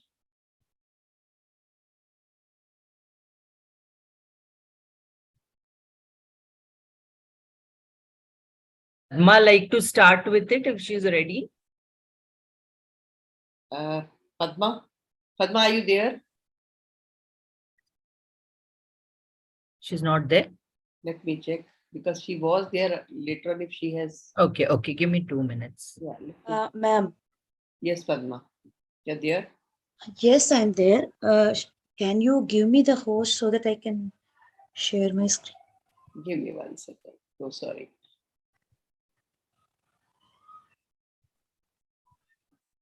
Yeah, I have given you the okay. Is Padma starting? Ma'am, if anyways, it's okay, ma'am. If you want to take the first lead, that's also okay. If you want me to take, that is also okay. I'll take it. Okay. This.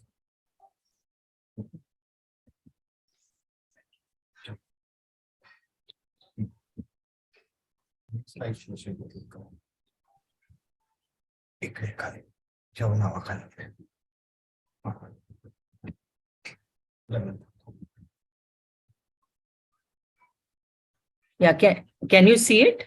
Yes, we can see. Can you view it? Yes, ma'am. Yes. Yeah. Good evening, everyone. And today's presentation that I'm going to do is Socrates questioning, a way to facilitation.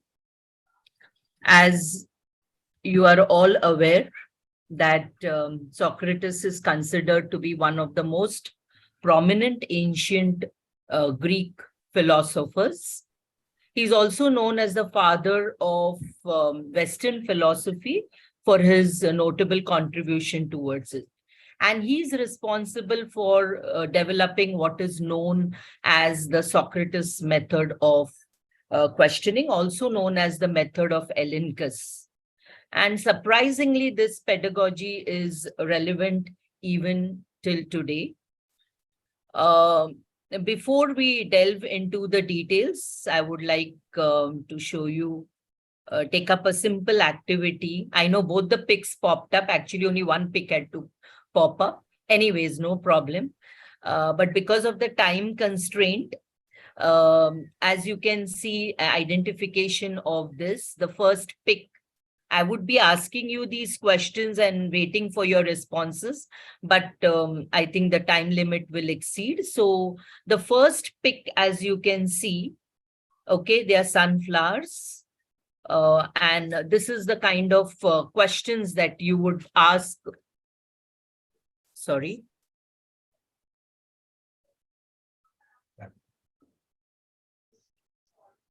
Yeah. So this is the way that you could ask the question, that what can you infer from these pics? So naturally the identification, that's the first step.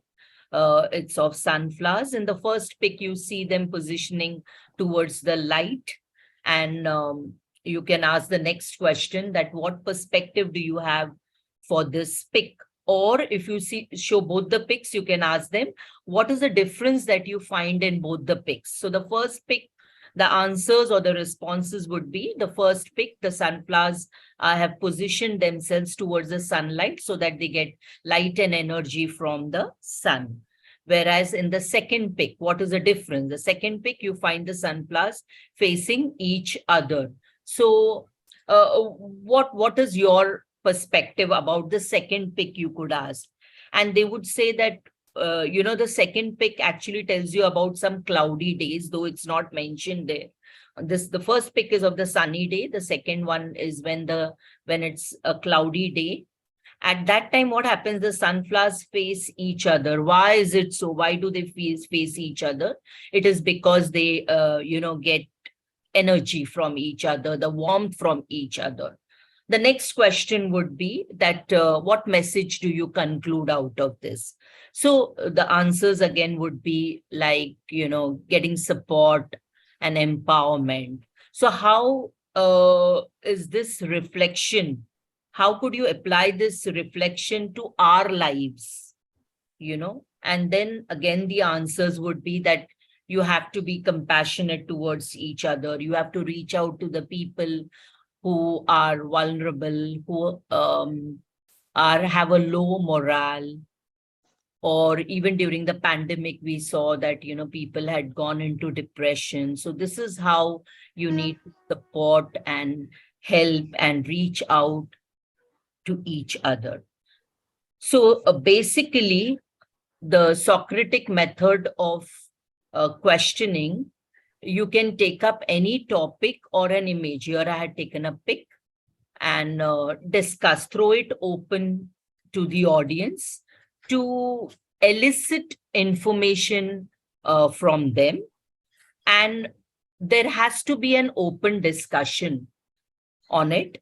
There are a series of graded questions that could be asked.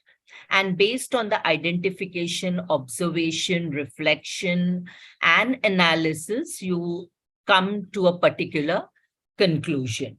So Socrates believed, in fact, he spent his entire life to understand the philosophy of life, to understand the meaning of life. In fact, he was the first person to encourage people to find out the difference between what you know and you do not know, what is right and what is wrong. But, by reflection and by observation and by discussion, you arrive at a deeper understanding of the truth. And that is exactly the crux of Socratic method of questioning. It is widely used in, of course, teaching, where students can be brought together in inner circles, that is the smaller groups, or outer circles, and a certain theme or a topic could be sent across to the students to get their perspective and opinion about it. So it is widely used in teaching, of course, and also in counseling. In fact, this method is described as the cornerstone of cognitive behavioral therapy, wherein the therapist asks a series of graded questions to guide patient behavior and thought process. So, for example, if there is a person who has come for counseling, or a youngster who says that, I'm not liked by people, nobody likes me, or my friends do not respond to my calls, I think I'm very unpopular. So if the therapist is dealing with such kind of, person who's come for counseling, the kind of questions that could be asked to him or her would be, what makes you think? What makes you think that you are so unpopular or not liked? Why do you think this is the case? Or could you give us some instances or evidences for this assumption? And then, some alternative way of looking through this situation so that they arrive at a very positive conclusion. In fact, this is also a method is used by professors teaching in introductory law classes, which involves interrogating students about the facts and decisions in various court cases. So despite, centuries ago, this method of questioning is very, very popular in all these fields. We have the 5 steps which I described earlier. Choose a text or a content or a topic which is very interesting, where there is a wholehearted participation and it engages the audience. Then let the students observe, identify, then give them some time to reflect on it, to grasp at the deeper significance of whatever that topic is. There has to be an open forum, open discussion, and then, of course, the crux of Socrates' method is understanding the philosophy of life, or how is that topic or theme relevant in today's life. There are different types of questions. When I said graded questions, closed questions, again, there's a time constraint, so I can't, but closed question is dealing with, when you want to gather specific information. Open questions, when you have wider, want to gather more information. You have funnel questions, when you start with an open question, go on to a probing question, and then you close it with a closed question, coming to a specific conclusion. Then you have probing questions. You have a leading question also. Leading question would be like, stating like you're coming to sort out, you have come here, you're going to sort out this issue, aren't you? You're leading to it. It is not true, but you're leading to it. Questioning the question and clarifying the question. So these are the different kinds of questions that are resorted to in this pedagogy. 3 rules to bear in mind is discuss, do not debate. It should not be a very aggressive, because many times discussions can become confrontational also. In therapy, you have to be more compassionate, more empathetic. So discuss it. Be courteous, no put downs, listen to everyone's view. The speaker or the one who's leading the Socrates session has to see to it that due respect is given to everyone's opinion, but the ultimate goal is the pursuit of deep understanding. That is the 3 rules to be. Why is it so popular even in today's time? It is an excellent instructional tool. It provides greater confidence. It's an open forum where people, you can elicit all their opinions. It develops skills, like it creates awareness, promotes reflection, there's critical thinking, it goes beyond academic learning. You are able to analyze, evaluate the content, you also learn to distinguish what is right, what is wrong, what you do not know. And a lot depends on the leader who's leading the session, because it's going to be active and not passive. Because when you see YouTube videos, you have a speaker who's just speaking, but here what is happening, you are engaging. So there are 4 very important elements. The first one is the topic that you are going to take up. That has to be an interesting one. Then, of course, the questions have to be very clear, specific, right on the nail. Then, of course, the speaker There has to be clarity of thoughts and action on the part of the speaker and great communication skills. And lastly, the participants, because the attention span of the participants is very less. So you have to engage them and make your topic very, very interesting so that all take part in it. So I think I've almost come to an end. So when we use this, there is reflection. With this kind of pedagogy, you reflect, you analyze, you draw your own conclusions. There is relationship building because there is, as I told you, participation. There is managing and coaching, because especially in the education field, when we have to give takeaway messages to the students, if you take up a topic for discussion or you show an image and give a message, it goes down very well for mentoring and coaching the students. There is engagement. Engagement is participation. There is respect, because you have to listen, you have to share your opinion with the others. So you develop this tolerance and respect to other people's opinion, and of course relevance also, because you understand the meaning of the entire discussion. Ma'am, am I done with it? Have I exceeded? Ma'am, you are on mute, ma'am. Oh, I'm so No, sorry. I'm not. Ma'am is on mute, I think. Yeah. I was on mute mode. I think my 10 minutes are done. Yeah.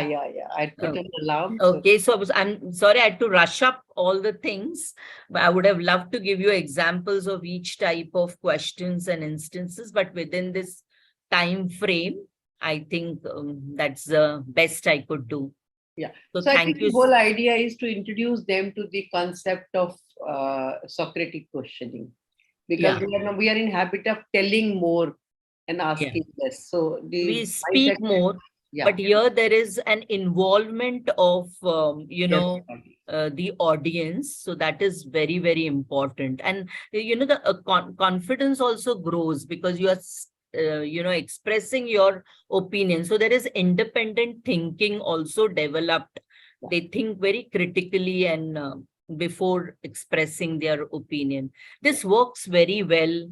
I think in our education field, at least it used to work very well when you show them images and pics and later on give a takeaway message, it would go down very well with it. And Socrates believed in this, questioning the question, because deriving answers to the question was not the end of it. In fact, it gave rise, the answers gave rise to further questions for more research and analysis and deeper understanding. Absolutely. He was a philosopher, no? So thank you so much for all your patient hearing. Thank you. So could you please stop sharing I share. Yeah. Thank you so much. Thank you. So Padma, are you ready? Yes. Yeah.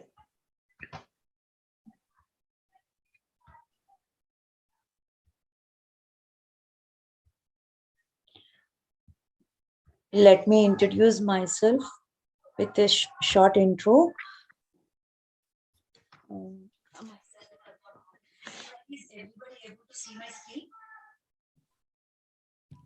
Hello. Padma, you are not audible. Is my voice audible, ma'am? Now, yes, we can hear you. Yes. Myself, Padma Pavani. So I used to be in financial sector. Later on, I came to a soft skill trainer. So these are all certification I have done for my professional betterment. And these are all companies I have done so far. I have delivered training so far, both financial sector as well as soft skills trainings. I just want to ask everyone a small question in here. Can anyone guess what is this?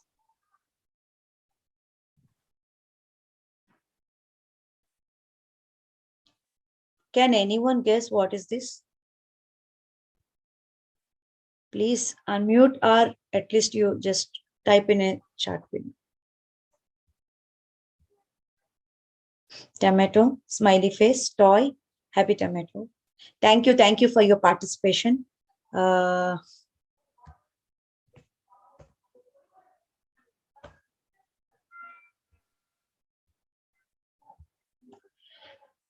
This is what?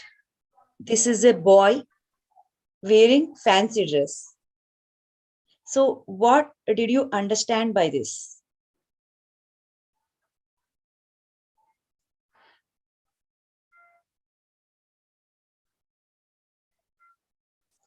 Ma'am? Yeah. Is my video is not visible? No.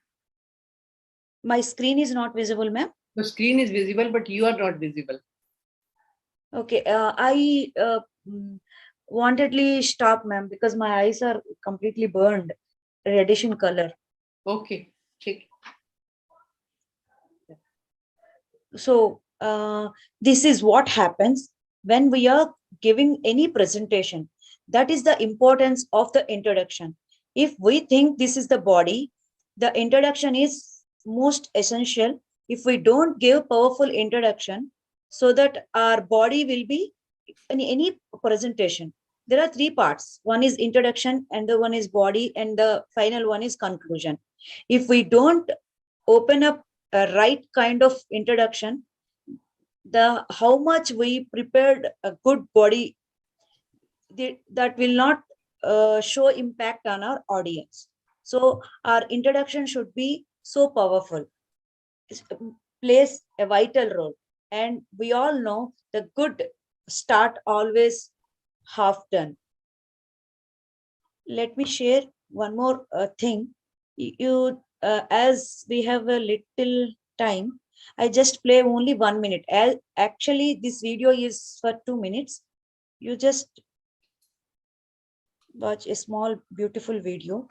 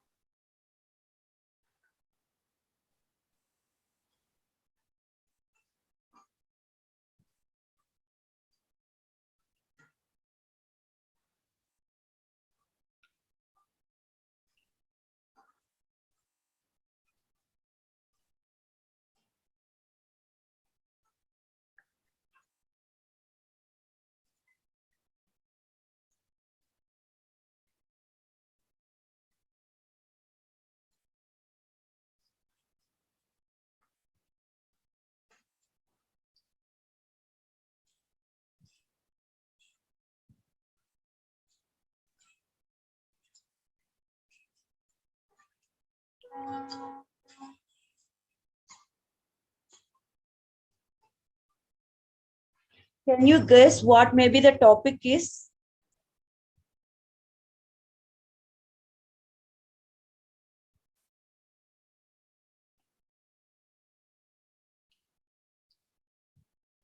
Okay, got it.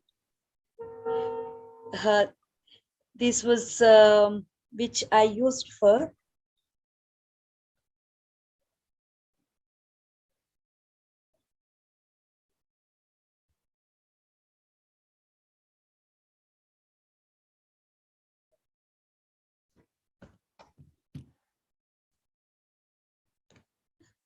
There is some problem. I don't think your video is moving.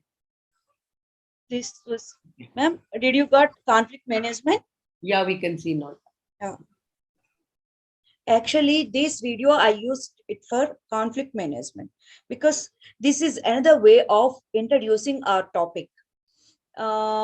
This is another puzzle. As we have very less time to finish my presentation, I'm just showing what is the activity. These are the 4 squares. When we ask them, our participant, to equally use these 3 white squares, first square has to be in a T. Can I pause you for a second? I would request you to introduce your topic first. So that okay, ma'am. Okay, ma'am. Okay, ma'am. Okay, ma'am. And I mean, whatever your topic is, that has to be highlighted, not the activity. The idea is from one activity, we learn what exactly message you want to give. So please introduce the topic. Yeah. Yes, ma'am. I'll just move further. This is another type of way. I have shifted the. First, tell the topic. What is your topic, by the way? Can you guess what is my today's topic is? This is what effective introduction of presentation is our topic today. The introduction is very, very essential, as we see in the beginning slide. If we don't introduce our topic in an effective way and creative way, we cannot hook the audience attention. And if we don't hook the audience attention, the rest of the body, what we are going to speak and the content which we are speaking to our audience may not be so effective.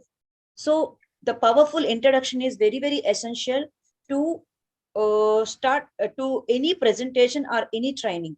So these are the all I have mentioned different kind of introductions where we can use based on our topic, based on our own creativity. First, we can introduce our topic by asking a question regarding the topic and state the importance of the topic, and create a puzzle around the topic. And when you are debriefing that puzzle, that should be lead to our main topic, the importance of the main topic. Or we can use another way of a thing by showing part of the pictures, like where I mentioned this. We can ask the participants to guess the topic to create the curiosity about the topic. Show the picture parts. I have showed it. Ask few questions related to topic. Ask them to rate whether you just have to prepare a list of me and not me. Based on that, when we are involving our audience from the beginning, by asking the questions regarding the topic, they will come to conclusion that something is going to useful for me. Like we can hook the audience attention in such a way. Play a small video. If nothing is possible to implement any of other things, you can pick a small video, or the size of video is always depend on the time has given to you. That is the reason why I have played only 1 minute. Problems, and you have to state the problem which your audience are presently facing, and your conversation and your presentation is going to give the solution for their problem, address for their problem. That is another way of introduction to your presentation. Start with a small story or with your personal experience. That always people love stories and it creates interest also. So your personal experience is always unique. So you can use any one of the thing while you're introducing your topic. And another thing, you can create a small intro video regarding that also, that you can play in the beginning. Conduct a survey before starting the topic. This is what ma'am has done for us for the personality related questions and all. She has sent it to us before explaining that particular topic. You all maybe remember that. This is the different powerful ways we can introduce our topic. So in here we have to keep in mind there are some important points while we are introducing our topics, and our proper introduction should always value addition to the presentation. We should not use whatever we want. It has to be related to our presentation. It should value addition to our main presentation. And we should always use creative ways to introduce our topic. And activity should be very much related to the topic. We should not use whatever we want. If we are thinking this activity is good, we should not use based on the good or bad. the activity should relevant to the topic, so that after completion of the activity, we can debriefing regarding that activity. Then only the audience will be correlate with the topic. We should always create the curiosity, or create the curiosity in the listeners, and that is the way we can capture the audience interest also. We should not include too many credentials in the introduction, and we never ever pick up the controversial questions to ask to our participants. If we start with the controversial questions like different kind of religion based questions or political questions, that always leads to controversial, and entire presentation will be gone into task. So pose your central questions and problem or issue. Oversharing of the company's history, or oversharing of our personal history also not very pleasurable. Question, it look like a boasting up. Questioning the people's ability. Sometimes when we are want to establish some points, we are going to ask some kind of questions which are challenging the audience ability. We should avoid such kind of ability based of questions. They may feel bad about that they are not able to answer the questions. These are all things we have to keep in mind while we are preparing our powerful introduction. Thank you very much for your patient listening. I hope I'm. Thank you, Padma. Yeah. Finished in time. Yeah. Can you stop sharing? Can I request everybody to come in?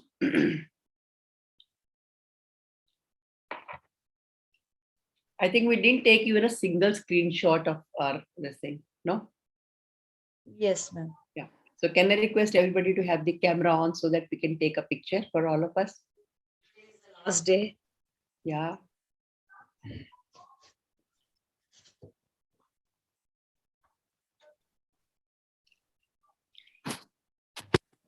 Before we close today's, not only today's session, the whole program, okay. I have to give you post-training assessment questionnaire. I'm sharing in the chat box. I request you to quickly do it before we close the session. I'm sharing here. Yeah. This is post-training assessment questionnaire.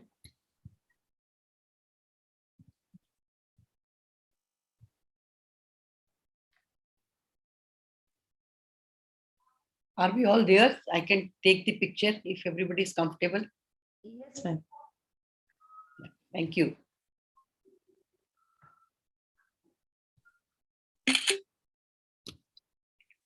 Thank you so much. I've taken the picture.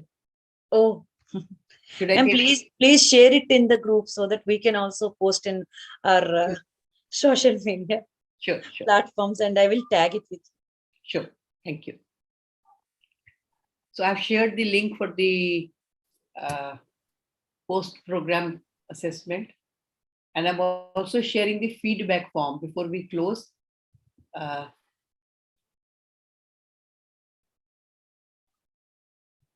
Please give your feedback also. So this could be more like feedback for the complete session, complete program. Yeah. Ma'am, designation means what? Our designation? Yeah, yeah. Okay. So it's basically for those who are already employed with some healthcare facility.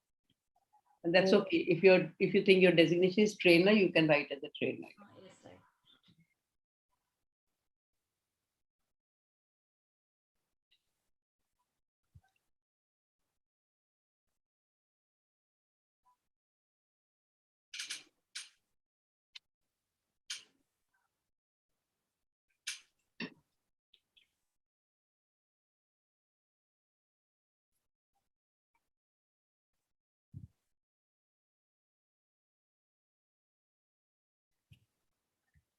Certain এবং uncertain মানে কি বলতো?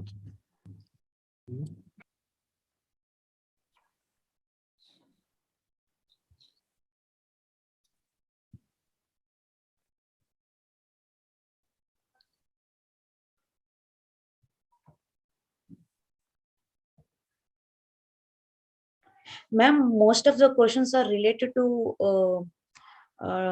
healthcare professionals, but I'm thinking. So maybe in case if you think you don't fit into this questionnaire, then I don't think we have any other option. But Okay, because every question is stating that your staff and audience. Yeah, but as a trainer, are you able to Yes, identify? yes, That yes. can be, yeah. Yes, yes.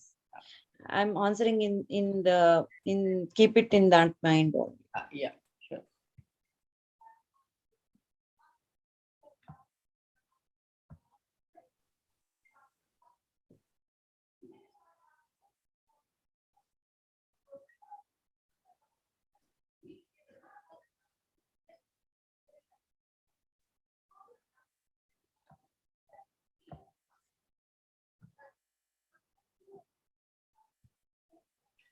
So I've received 3 responses as of now.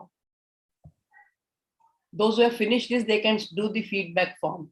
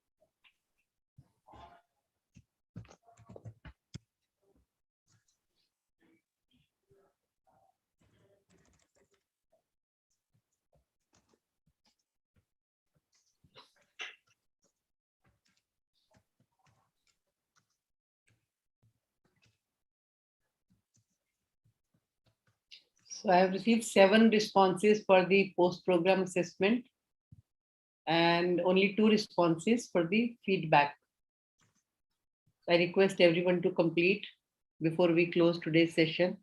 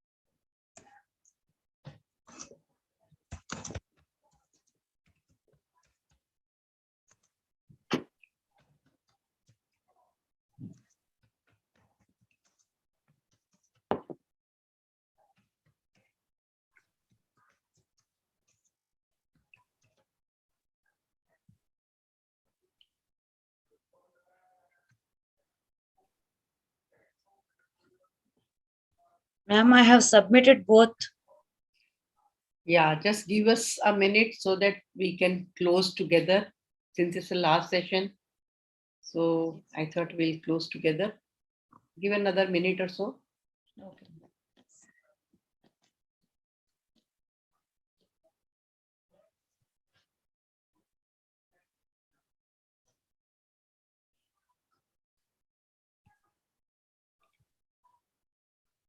So this is going to be the last program of the year. The next session, next program will start somewhere in January. So in case if you wish to recommend to somebody, they can at least enroll so that whenever we do the next program, they will get the information on their email. So any last minute feedback or something that you wish to comment before we close?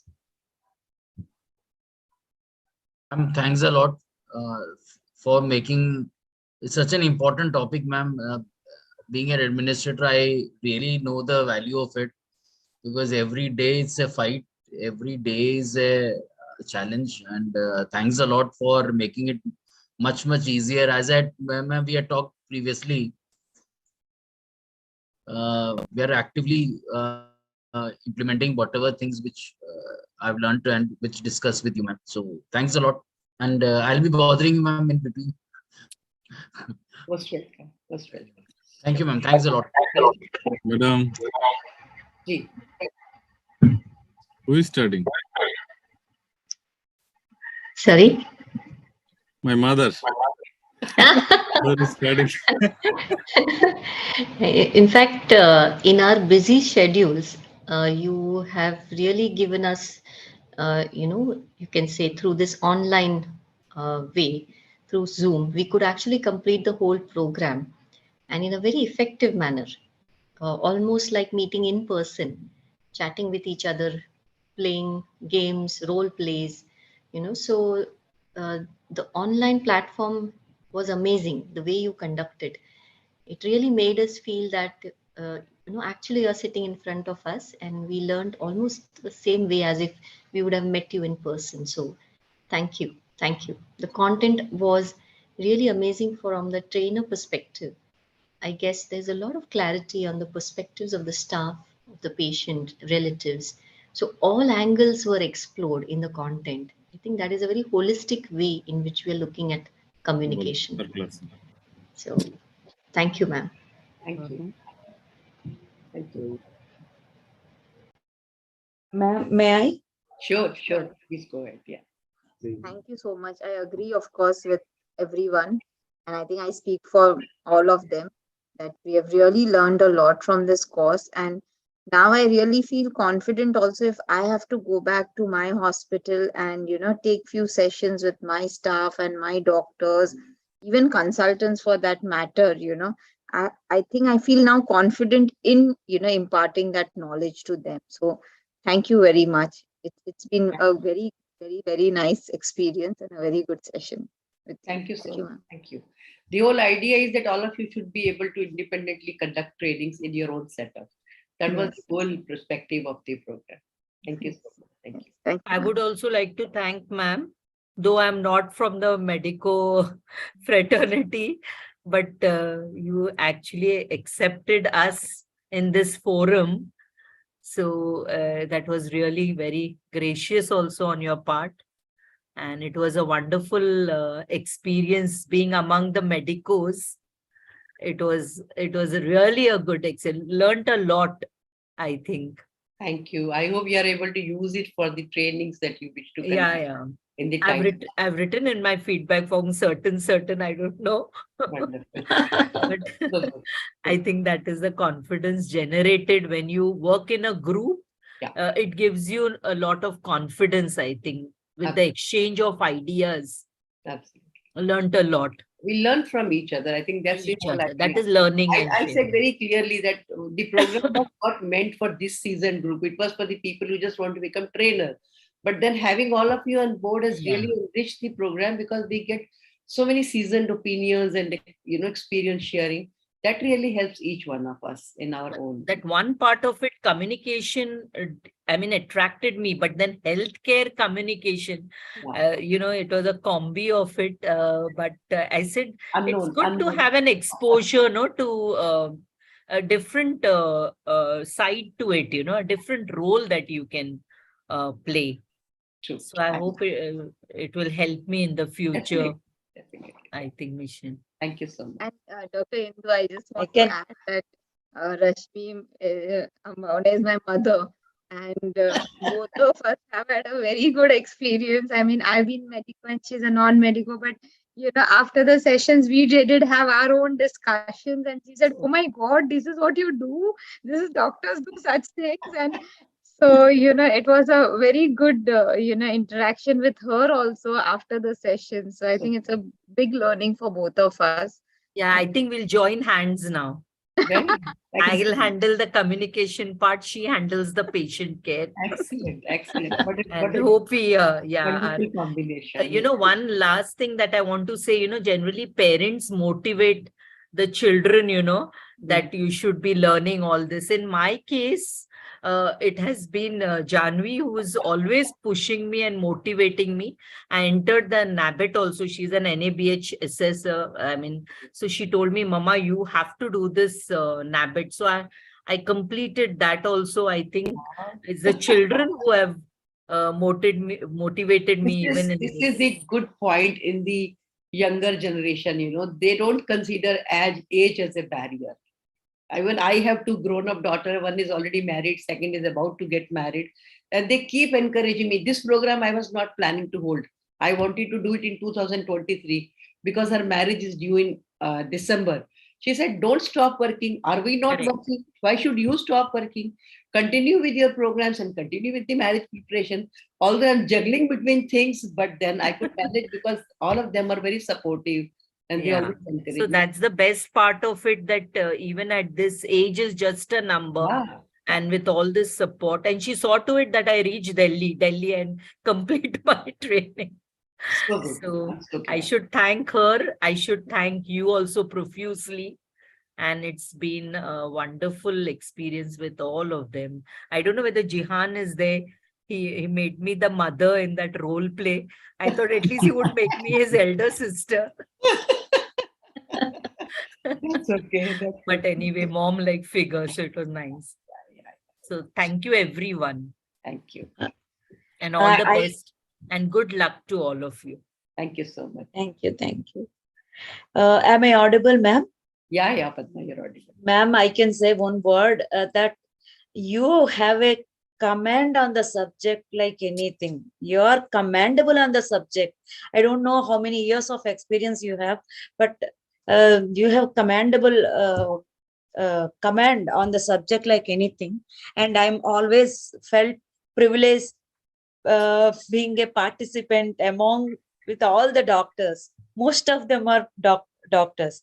I never had this kind of experience. And you told me on that first interaction, if I attended live sessions so that I can experience and I can learn from the other trainers, it really experienced that. You have sent me in the initial stage all the stuff, but after listening few videos, I did not get that interest. After attending the sessions, of course, this I never feel it's an online session. I felt like it's offline session. And the thing I learned from each and every person by their doing or role plays and all, how well they are managing and everything. Superb, really. Got very good experience. Thank you, Padma. Thank you very much. Thank you. Madam. Sure. There he comes.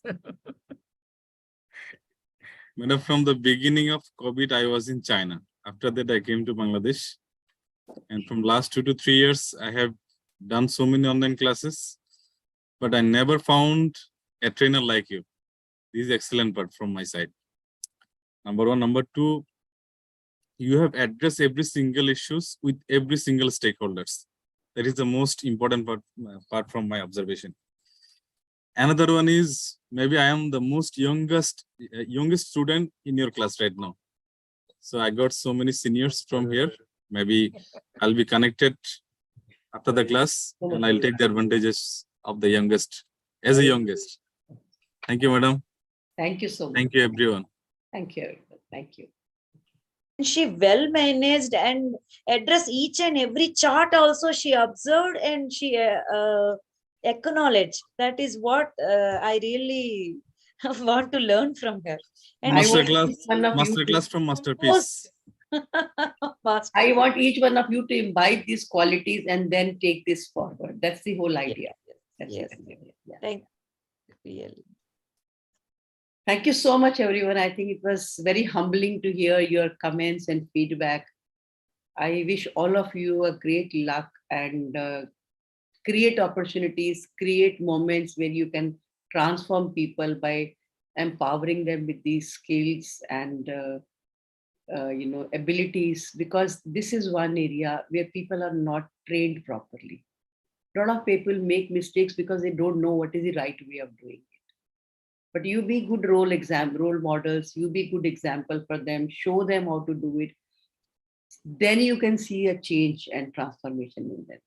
Wherever you are, spread knowledge, spread love, spread your compassion, care, concern. It will definitely bring result. So as Padma is saying that you have good command on this subject. When I started as a trainer, I did get into clinical communication, but it was only 2014 I did a program and I realized I was doing nothing in clinical communication. I was zero. But after that, I didn't look back. Every day, till now, I spend around 10 hours on my table or in training every day on my subject. And that's my passion now. It's in my blood now. Same way, if you will work and practice and impart this knowledge and skill with your team members, your subordinates, you will see a sea change in your organization. But you have to implement it. I thought even I too scared in the beginning. I'm not a even science background student. How can I understand? Is I'm able to follow? I asked many questions. No, it's okay. I understand. Remember that.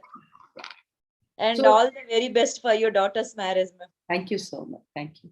So I would request all of you to share your correct name in the WhatsApp group so that I can send you a certificate. But only those who have attended 8 and more sessions will be given the certificate. Rest will have to complete their program to get the certificate. I'm sorry, I will not be able to. 8 or more than 8. Yes, I have attended eight more than whatever. You can check. I have attended 2 classes in the last batch also. Some of the participants have not attended. They will not get their certificate. They will have to attend the next program whenever it happens. After that, I will be sending them their certificate. I hope that is acceptable to everyone. Yes, ma'am. Okay, ma'am. So thank you, everyone. Good night. Good night. Thank you, ma'am. Thank you. Thank you. Just one question to Dr. Ravi Matani, because he had a concern during the session when we had attended almost done 3-4 programs. So he had a feeling probably this was not meant for him. Dr. Ravi, I want you to just give your last words and tell me, did you really find it useful, or, I mean, how was your this thing? No, it was incredible. I'm feeling so terrible that it's getting over. I don't know now, because, as a senior practitioner, sometimes, I would not say ego, but you wonder, that you have worked so hard so many years and, now people are coming with all the small grievances, be it patients, be it staff, be it, but it's a different world. And, you have given us a whole perspective how to look at it. And, this, let's go ahead. Let's, like as Rashmi ma'am says, let's be young and deal with it with a young perspective. Absolutely. And I'm very grateful, and I think sometimes, I see my staff also looking at me, that what has happened, they don't say it, but how is this doctor talking to his patients and to us all of a sudden? So, I'm glad. I'm very happy. I'm very happy. So I'm glad that you found it useful, because I knew that at the end you will definitely find the program useful.